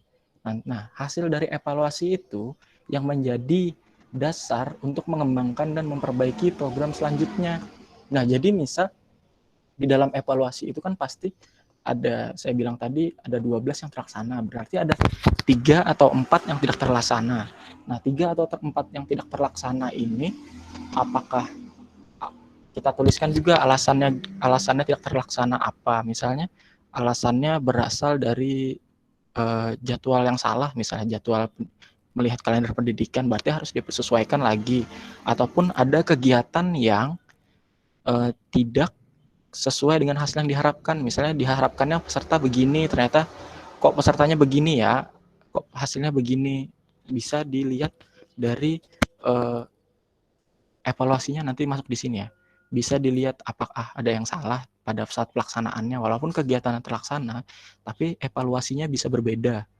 Evaluasi prosesnya maksudnya. Nah, makanya di sini saya masukkan, ini saya ambil dari POP ya. Ada evaluasi itu kan ada 2. Yang pertama proses, yang kedua hasil. Dari pertama evaluasi proses itu kan dilihat dari pelaksanaannya. Ini ada indikatornya keberhasilannya. Indikatornya peserta didik terlibat aktif, peserta didik antusias, Yang ketiga, guru BK melaksanakan layanan sesuai prosedur. Lalu ada alokasi waktu pemberian layanan sesuai rencana, seperti itu. Kita rehat sejenak, azan zuhur. Mungkin di sana belum azan ya. Ya, Gimana? Atau lanjut saja? kita rehat 3 menit dulu untuk menghormati, nanti salah lagi ya kan. Jadi itu tadi rekan mahasiswa luar biasa sekali. Sampai kita rehat, Pak Rilo menikmati azan. Dapat dari paparan Pak Rilo tadi dapat saya tangkap. Jadi ketika ada yang bilang guru BK itu tidak ada kerjaan, nah inilah jawabannya. Kalian sudah tahu sendiri. Nah, orang yang di luar yang nyinyir-nyinyir itu guru BK tidak ada kerjaan, sudah kalian lihat sendiri dari proses asesmen, perencanaan, pelaksanaan sampai pelaporan itu sudah tergambar. Kalian sudah seperti itu. Jadi jangan ada anggapan lagi ya, guru BK itu santai-santai saja mengobati orang yang bermasalah saja. Nah, jadi sudah terlihat kan gambarannya apa yang dilakukan oleh guru BK di sekolah. Baik, sementara ada 3 pertanyaan yang masuk di chat. Oh ya, saya belum lihat, masih di PPT. Dan mahasiswa pun ada setuju menambahkan waktu paparan. Oh ya. Sampai selesai ya, biar komprehensif ya penjelasan, jangan sampai terpotong-potong. Mudah-mudahan teman-teman mahasiswa kuotanya masih ada, tidak berdenyut.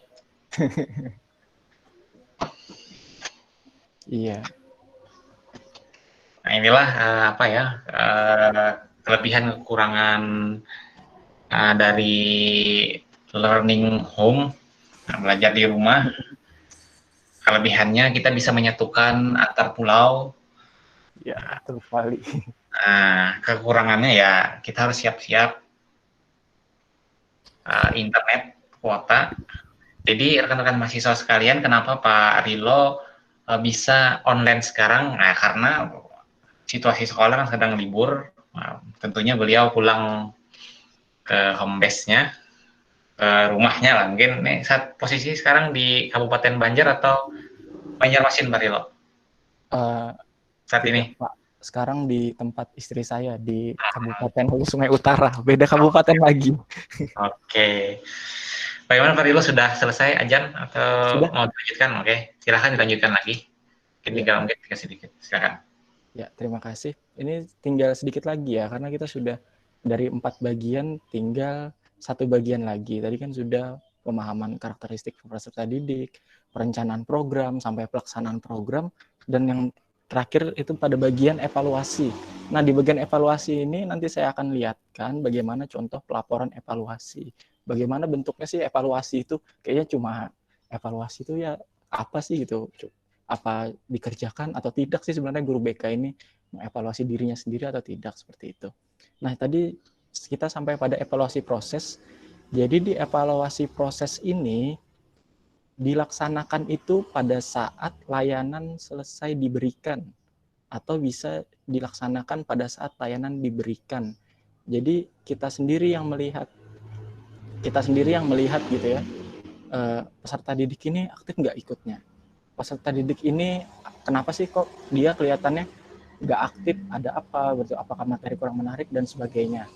Nah, itu bisa dilihat dari keaktifan peserta didik dan antusias. Antusias ini bisa dilihat dari misalnya dia bertanya atau menyampaikan pendapat, dia misalnya tertawa atau dia melihat materi dengan seksama, itu termasuk antusias. Nah, seperti itu ada evaluasi proses, baru yang kedua dilihat dari evaluasi hasil. Nah, evaluasi hasil di sini dilihat daripada pemahaman dan sikap perilaku. Di sini terlihat perubahan. Sikap dan perubahannya seperti itu. Baru ada perasaan positif yang timbul dan rencana kegiatan yang akan dilaksanakan pasca layanan. Ini Nanti seingat saya ini evaluasi hasil ini nanti yang mengisi sorry, maaf, salah. Untuk evaluasi proses ini yang mengisi adalah siswa. Nanti siswa yang akan menilai kita. Nanti ada bentuknya seperti apa, lalu ada evaluasi hasil ini nanti kita sendiri yang mengisi. Bagaimana bentuknya evaluasi proses dan hasil itu akan pada tahap selanjutnya ya. Sebentar. Nah, ini diagramnya. Tadi kan ada kegiatan kita yang keempat yaitu evaluasi, laporan, dan tindak lanjut. Nah, di penyusunan rencana evaluasi ada tujuannya. Aspek yang dievaluasi apa? Aspek yang dievaluasi, misalnya kita mau mengevaluasi konseling, bimbingan layanan klasikal kita yang mau dievaluasi misalnya. Aspek-aspeknya apa saja, sesuai nggak tujuan yang dituliskan di RPL dengan keadaan peserta didik, apakah sesuai. Lalu ada menyusun instrumen evaluasi, ada angket, observasi, wawancara, dan sebagainya. Biasanya saya menggunakan angket dan observasi. Biasanya angketnya pun hanya angket kecil-kecilan sekitar ya 5-7 pertanyaan seperti itu saja. Untuk observasi itu dari kacamata kita sendiri, kita melihat bagaimana peserta didik ini apakah paham atau belum, seperti itu. Baru ada pengumpulan data, yaitu mengumpulkan data angket tadi yang sudah dikumpulkan. Baru ada analisis dan interpretasi data, yaitu data-data tadi itu akan diolah dan dianalisis dan diperoleh rencana tindak lanjut. Nah, lalu ada masuk setelah evaluasi ini dilaksanakan, baru menjadi penyusunan laporan. Nah, penyusunan laporan ini sama seperti pada program bimbingan konseling yang saya contohkan tadi. Bentuknya seperti itu juga sama. Lalu ada pelaksanaan tindak lanjut. Nah, tindak lanjut inilah yang akan kita, penyusunan laporan ini jangan lupa ya, dilaporkan kepada atasan kita ataupun kepada koordinator kita. Misal, kita melaporkan kepada kepala sekolah langsung, ataupun kita melaporkan kepada koordinator. Gitu. Baru ada, setelah laporan itu dilaporkan, baru menjadi bahan evaluasi kita sendiri. Tindak lanjutnya mau ngapain nih, laporannya mau diapain, apakah mau kita laksanakan perbaikannya, kritik dan sarannya, atau tetap kita, atau yang diperbaiki ini apanya, apakah mengganti layanan, mengganti metodenya, atau mengganti materinya, mengganti cara kita, atau dan sebagaimana, seperti itu. Nah, itu tadi untuk evaluasinya ya. Nah, sekarang untuk evaluasi saya akan membukakan sebentar. Saya akan membukakan contoh apa.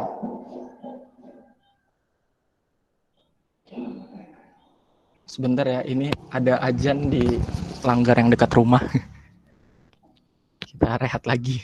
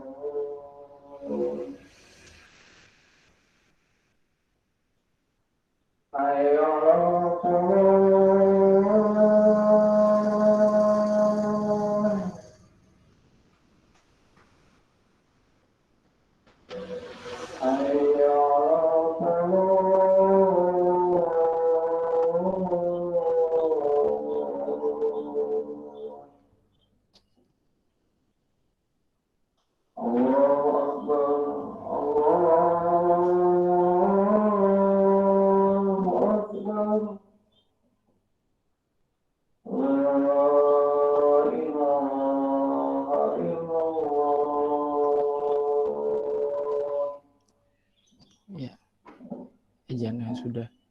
Saya mohon maaf ya, waktunya terlalu lama mungkin karena penjelasan saya agak panjang. Saya mohon maaf, saya baru lihat chat tadi. Nah, jadi ini langsung saja saya lihatkan dari contoh laporan evaluasi. Apakah kelihatan? Halo? Oke, terlihat Pak. Kelihatan, Pak. Oh iya, terima kasih. Nah, ini sebenarnya Kelihatan, Pak. penyusunan laporan ini sebenarnya dilakukan pada saat 1 tahun ajaran baru berakhir. Jadi saya belum menyusun laporan saya karena masih mengurus untuk nilai-nilai yang ada di sekolah, mengurus nilai kelas 7, 8, dan 9. Jadi ini saya perlihatkan saja contoh laporan yang ada di dalam aplikasi yaitu. Ini contoh laporan pada kelas 7. Kelas 7-nya ada 5 rombel ya. Nah, ini.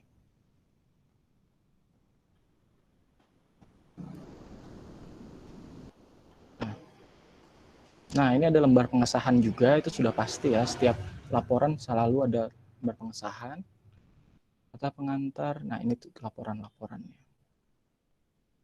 Ini kita langsung loncat saja.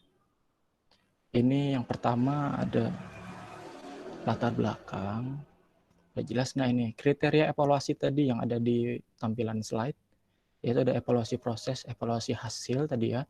Di proses itu pada pelaksanaan layanan, hasil ada di pemahaman diri, sikap perilaku, positif, dan rencana kegiatan.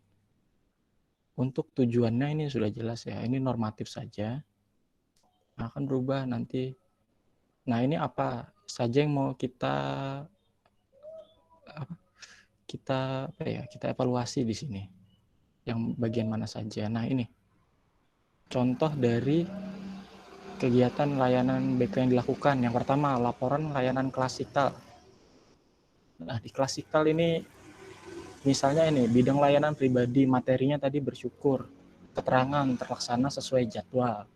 Nah, ini ada lagi tidak terlaksana karena acara IHT sekolah, seperti itu.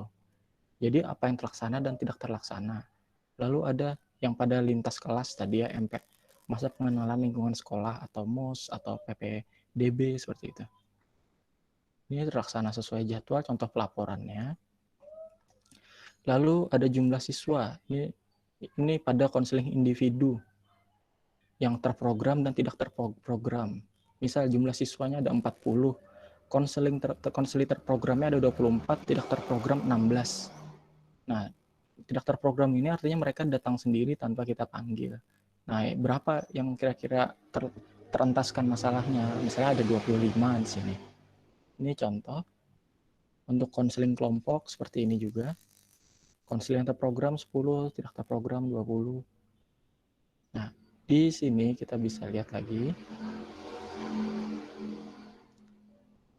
Nah, di sini ada di media BK, bagaimana papan bimbingannya, materinya seperti apa, apakah diganti setiap bulan, setiap semester, ataupun beberapa bulan sekali. Nah, lalu ada ini untuk yang konferensi kasus ya, seperti berkelahi dengan teman satu kelas. Konferensi kasus ini melibatkan banyak pihak ya, misalnya kepala sekolah, wali kelas, dua orang tuanya, seperti itu. Baru hasilnya apa kita tulis di sini. Lalu referral, lalu ada advokasi tadi, memfasilitasi. Konseling sering dihukum guru berdiri di depan kelas karena sering terlambat. Itu. Ini kolaborasi. Ini saya lanjutkan sebentar. Nah, ini ada di kegiatan tambahan tadi. Misalnya menjadi kepala sekolah, menjadi wakil kepala sekolah, terus ada backup.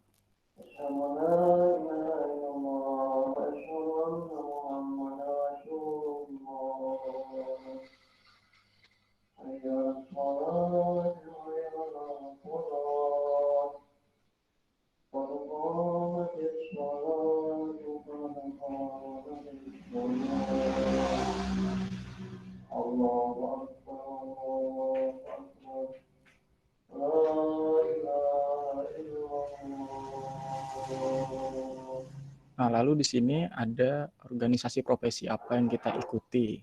Seperti itu. Nah, disinilah hasil analisisnya. Bisa dilihat nih. Nah, bersyukur dengan hati yang ikhlas pada pelaksanaan bimbingan klasikal, layanan klasikal. Rata-rata akhirnya 75% kategorinya. Nah, di mana dapat angka ini, evaluasi proses dan evaluasi hasil yang 75% itu ada nanti contoh angketnya seperti apa. Terus bisa ditulis hambatannya apa. Misalnya peserta didik kurang aktif, solusinya apa? Perlu diberi variasi media yang digunakan. Artinya mungkin PowerPoint-nya kurang menarik ataupun media yang digunakan terlalu umum misalnya seperti itu. Umum itu misalnya kita menggunakan hanya penjelasan, ceramah, terus seperti itu. Mungkin kita bisa ganti dengan yang lebih aktif. Nah, jadi rencana tindak lanjutnya perlu diberikan perhatian khusus pada siswa yang efektif seperti itu, yang kurang aktif. Nah, terus PHBS, pola hidup bersih sehat. Misalnya hambatannya media yang digunakan kurang menarik, perlu ditambahkan media yang menarik. Tindakan lanjutnya perbaikan RPL. Loh, ini berarti merombak keseluruhan RPL. Nah, ini contoh-contohnya rekapitulasi hasil. Nah, ini keberhasilannya, ini 75%, ini angkanya didapatkan dari mana? Nanti akan saya perlihatkan contohnya. Proses, ini hasil. Nah, jadi semuanya dari klasikal, kelas besar, habis itu dari grafiknya kita harus masukkan juga, dari bimbingan kelompok pun kita harus masukkan juga. Evaluasinya 2, proses sama hasil. Baru kita tulis hambatan, solusi, dan rencana tindak lanjut. Nah, semua layanan yang kita laksanakan itu kita tulis seperti itu, ataupun yang tidak terlaksana kita harus tulis juga apa hambatan yang menjadi kendala, kenapa jadi layanan tersebut tidak terlaksana. Ini sebenarnya sama saja ya semuanya. Mungkin untuk yang laporan evaluasi seperti ini, nah ini akan saya perlihatkan lagi untuk bagaimana sih contoh soalnya. Bentar, saya buka.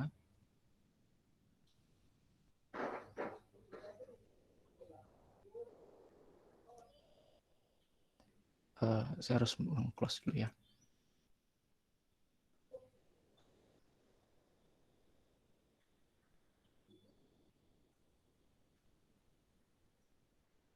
Nah, susah sekali ya, kayak gimana nih?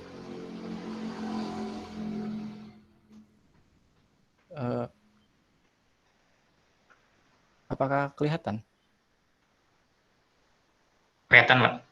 Oh iya. Masih loading. Nah nih, saya untuk bilang, yang tadi saya bilang untuk evaluasi proses, yang proses ya.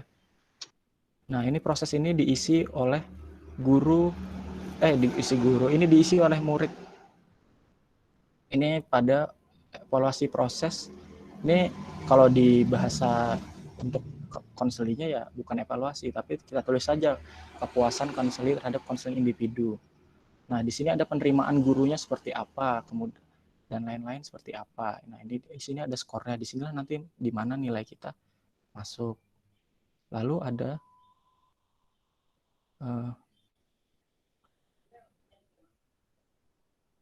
ini laporannya tadi ya, laporan pelaksanaannya.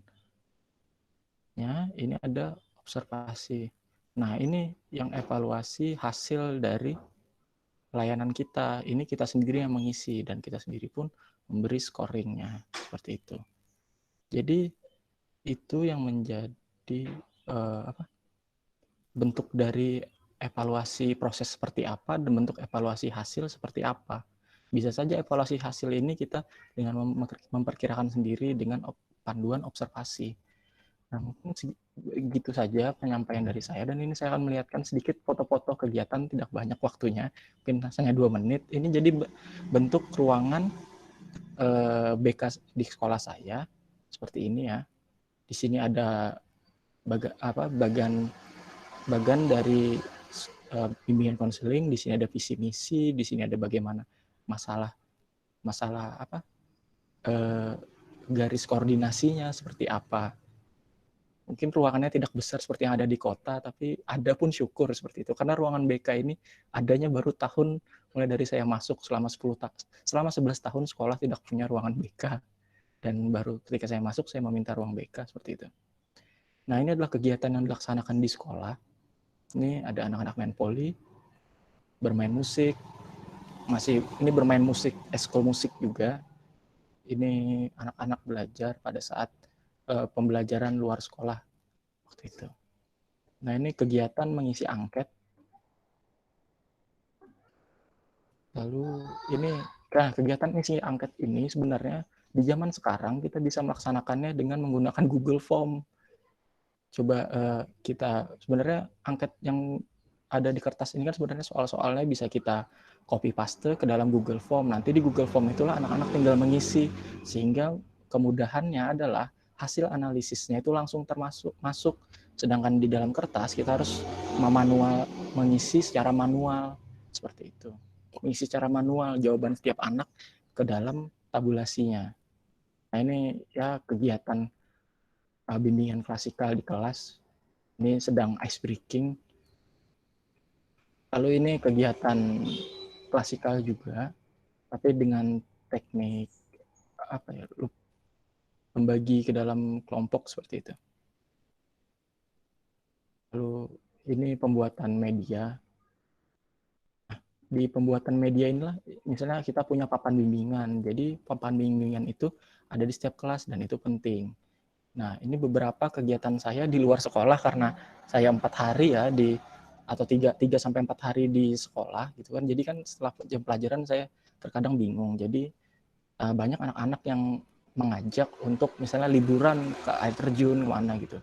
Jadi ini saya lihat kan foto-foto ya pada saat ke air terjun ini dekat sekolah, sangat dekat sangat dekat sekali gitu. Ini air terjun yang paling tinggi yang ada di Paramasan di kecamatan saya. Lalu ini ada air terjun juga, ini sekitar setengah jam dari sekolahan. Nah, ini ada kegiatan bersosialisasi dengan warga sekitar karena memang kita hidup tidak sendiri ya. Mungkin di kota kita hidup sendiri gitu. Ketika urusan sekolah ya urusan sekolah saja, orang-orang sekolah saja yang tahu. Tapi ketika kita berurusan dengan berada di kampung itu menjadi urusan warga sekitar. Karena komunal artinya mereka tuh saling berketergantungan gitulah semuanya. Jadi kita harus memang membiasakan bersosialisasi dengan masyarakat sekitar. Nah, ini seperti ya sebenarnya dilarang menyetrum ikan misalnya. Nah, ini saja dari presentasi yang bisa saya sampaikan. Saya yakin apa yang disampaikan pada saat ini itu berguna bagi kita semua apabila Anda melaksanakan apabila Anda memahami dengan seksama seperti itu. Karena suatu saat Anda pasti akan menjadi bagian dari bimbingan konseling tersebut. Entah menjadi akademisi ataupun sebagai praktisi. Akademisi seperti misalnya menjadi dosen, peneliti, dan sebagainya. Ataupun menjadi praktisi seperti menjadi guru dan sebagainya. Seperti itu. Terima kasih. Assalamualaikum warahmatullahi wabarakatuh. Waalaikumsalam warahmatullahi wabarakatuh. Terima kasih Pak Rilo atas pemaparannya. Mungkin kita langsung saja tanya jawab Pak ya. Berhubung waktunya mungkin tinggal 10 menit lagi lah ya kan. Ini ada 3 pertanyaan Pak. Dari Risa Khairani, dari Ana Nadila, dan Sunani Arianti. Mungkin saya tutup sampai 3 pertanyaan saja berhubung waktu ya kan. Jadi pertanyaan dari Risa Khairani bisa terbaca Pak? Risa, sebentar. Mana Risa ya? Lisa. Oh, Lis. Oh ya. Assalamualaikum. Saya bacakan dulu ya.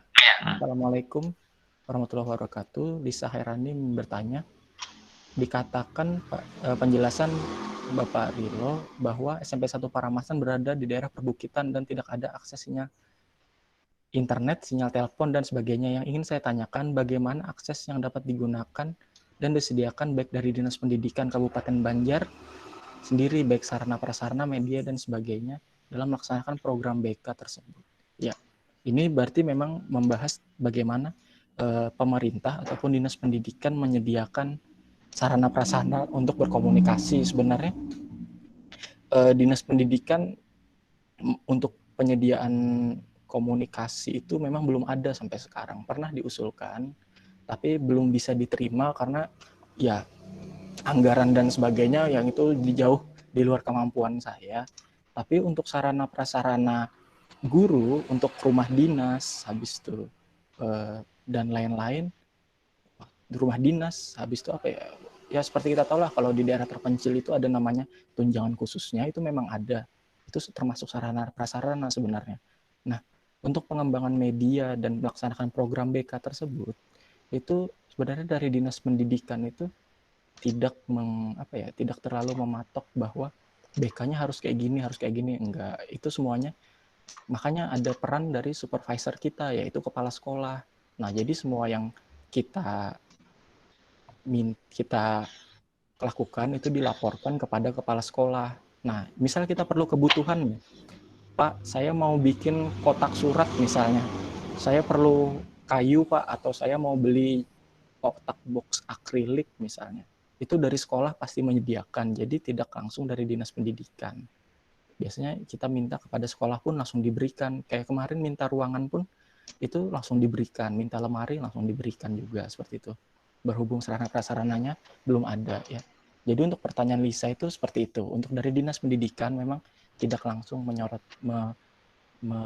memberikan bantuan dan lain-lain, tapi dari sekolah khususnya dari kepala sekolah itu selalu memfasilitasi pelaksanaan BK. Bahkan dari kegiatan webinar ini pun saya laporkan kepala sekolah sangat menyetujui dan senang gitu kan. Nah, itu untuk pertanyaan dari Lisa ya. Memang belum lanjut, ada Pak. internet komunikasi. Lanjut pertanyaan siapa, Pak? Pertanyaan Ana Nadila. Ana Nadila. Di bawahnya. Oh ya, ingin bertanya, berapa besar minat dari siswa yang ada di sekolah terhadap layanan yang BK yang Bapak jalankan? Seperti yang Bapak katakan tadi, sekolahnya yang terpencil dan kurang informasi terhadap apapun. Sedangkan di sekolah kota yang memiliki banyak akses untuk informasi pun, masih sedikit minat mereka untuk mengikuti layanan BK di sekolah. Bagaimana strategi Bapak untuk menumbuhkan minat tersebut? Nah, jadi ini menarik pertanyaannya. Memang layanan BK yang ada di daerah terpencil ini terkadang jauh sekali bedanya dengan yang ada di kota. Yang di kota itu disetelkan PowerPoint, disetelkan video YouTube aja, mereka sudah biasa aja gitu. Tapi ketika ini hal tersebut dibawa ke daerah pedalaman, daerah terpencil, mereka sangat antusias karena apa? Saya menggunakan media-media elektronik, tidak lagi ceramah. Semuanya saya elektronikkan. Misal video pembelajaran, saya downloadkan dulu materinya di YouTube. Misalnya hari ini tentang tentang motivasi belajar, saya downloadkan video tentang motivasi hidup gitu kan, yang video-video interaktif. Nah, nanti pasnya sampai di sekolah baru saya setelkan pakai PowerPoint, pakai video dan sebagainya. Jadi anak-anak itu sangat antusias, bahkan sangat sangat ribut gitu. Pernah kejadian gitu kan guru BK di sekolah saya ada 2 gitu, bukannya membanding-bandingkan, tapi di kelas 7 waktu itu di semester 1 saya masih megang di kelas tersebut gitu kan. Baru setelah di semester 2 itu bukan saya lagi, tapi guru BK yang lain. Nah, anak-anak kelas 1 ini kelas 7 ini malah bilang, Pak, kenapa nggak Bapak lagi katanya. Nggak asik katanya sama Bapak yang ini, karena makainya cuma ceramah aja, cuma ngomong aja, nggak ada lagi kita nontonan. Anak-anak tuh biasanya bilangnya nontonan gitu ya. Jadi memang di daerah terpencil itu karena kurang informasi, mereka jarang mengakses yang seperti itu. Jadi ada baiknya memang penggunaan media elektronik yang media elektronik yang menyenangkan lah seperti itu. Apalagi misalnya kita bermain dengan video interaktif. Nah, bermain itu banyak caranya dengan video interaktif.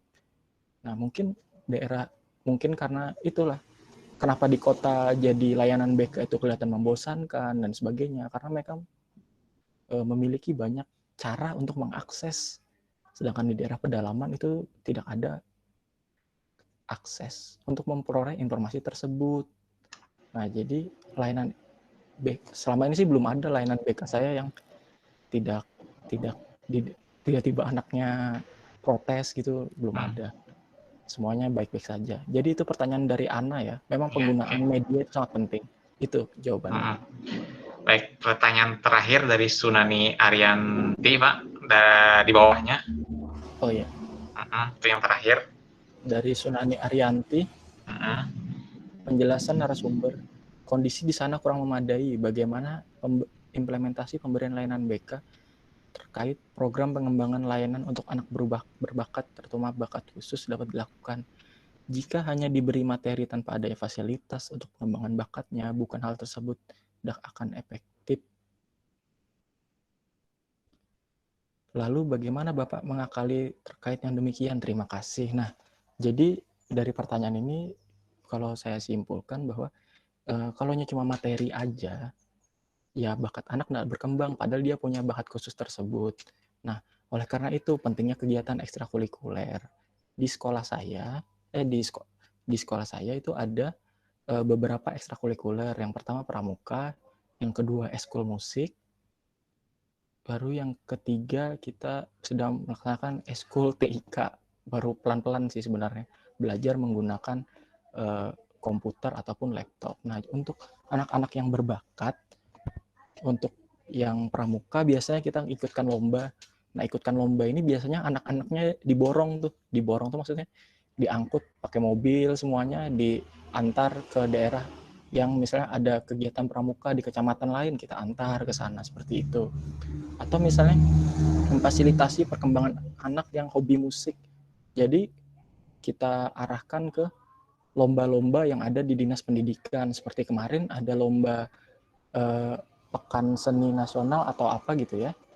Jadi ada anak yang pintar nyanyi, jadi kami antar ke Dinas Pendidikan untuk ikut berlomba di sana. Jadi bukan hanya sekedar materinya saja seperti itu. Jadi kebetulan guru yang pembimbing musik dan nyanyi pun itu guru BK yang senior di atas saya. Saya pun termasuk pembimbing yang melatih eskul musik juga, karena sedikit-sedikit saya bisa bermusik lah. Seperti itu. Cuma memang untuk guru yang lain yang mengatur. Untuk pramuka ada juga yang mengatur seperti itu. Untuk olahraga. Nah, untuk olahraga ini anak-anak di gunung itu olahraganya itu bukan olahraga sepak bola, futsal, bukan. Mereka sukanya voli. Nah, jadi pernah beberapa kali tim voli sekolah itu melaksanakan namanya perlombaan di antar kampung gitu, antar kampung atau antar sekolah. Jadi dari SMP berlomba dengan lomba voli dengan anak-anak yang SMA atau dengan beberapa anggota namanya Karang Taruna Desa seperti itu. Jadi bakat-bakat itu sebenarnya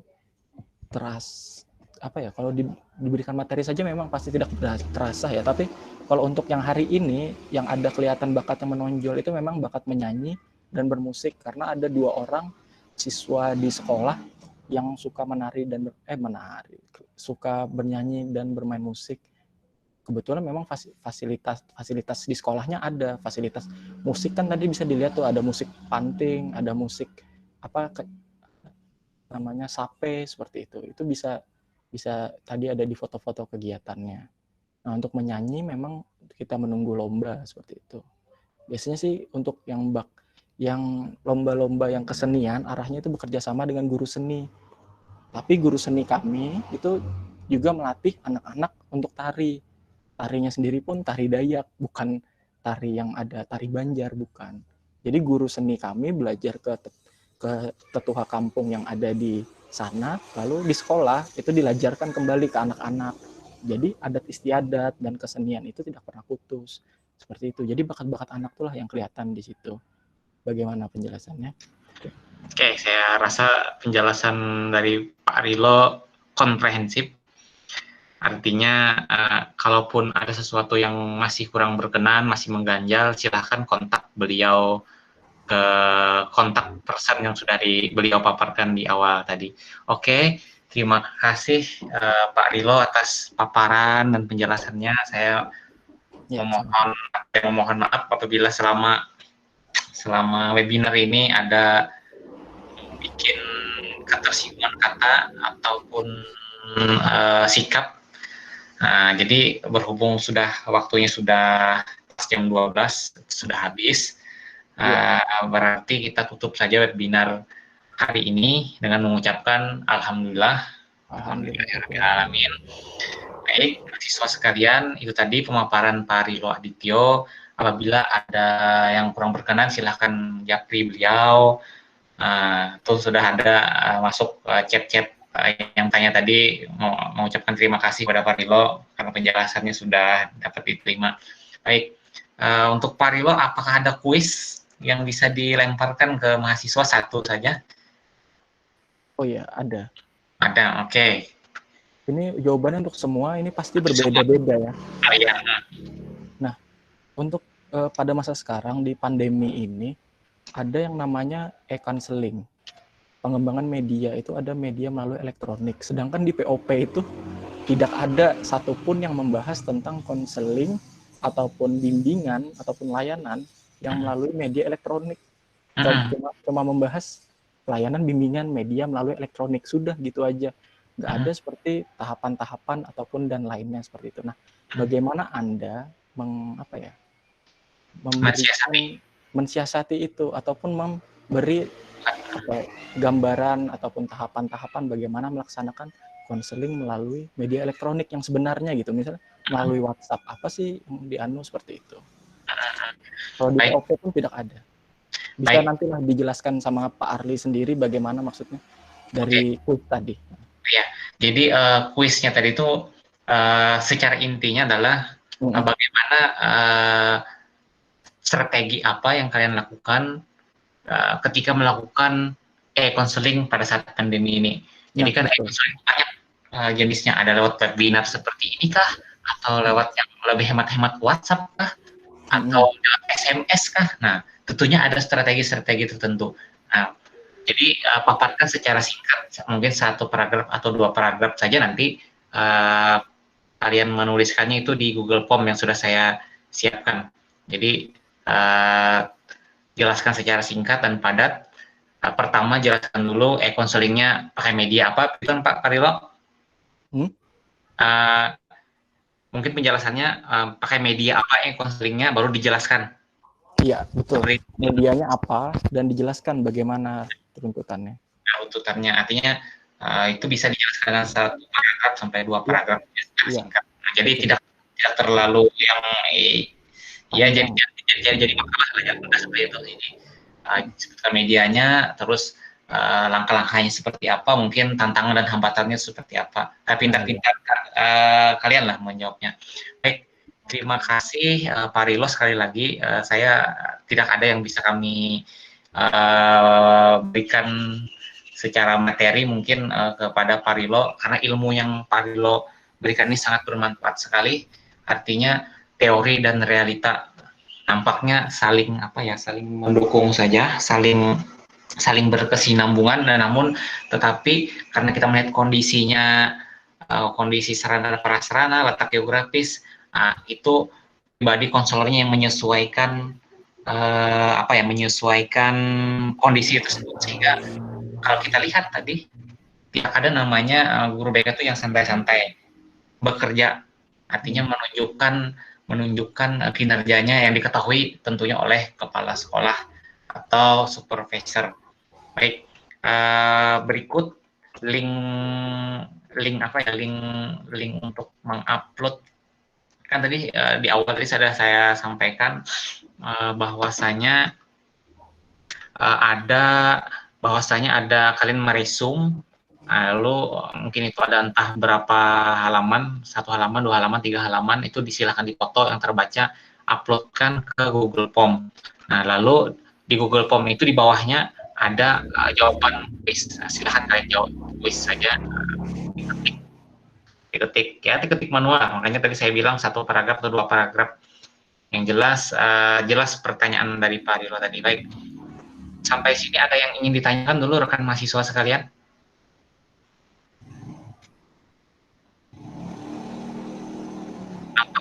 Tidak ada ya.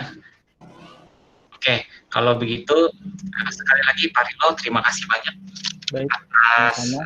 pemaparan materinya, sangat super sekali. Mudah-mudahan memberikan wawasan kepada rekan-rekan mahasiswa sekalian, memberikan gambaran teori dan realitanya itu seperti apa. Baik, mungkin di lain kesempatan mungkin saya bisa mengundang Pak Rilo lagi untuk menyampaikan atau mempresentasikan pengalamannya di lapangan. Baik, kalau begitu rekan-rekan mahasiswa sekalian, akan saya share juga di Google Classroom. Baik, wabillahi taufiq wal hidayah. Assalamualaikum warahmatullahi wabarakatuh. Selamat siang, tetap semangat, tetap berpikir positif, tetap sehat, jaga jarak, jangan aneh-aneh. Intinya semangat lah. Terima kasih, Pak. Terima kasih. Ya, Terima sama-sama. kasih, Pak. Warahmatullahi wabarakatuh. Waalaikumsalam. Terima kasih. Wabarakatuh.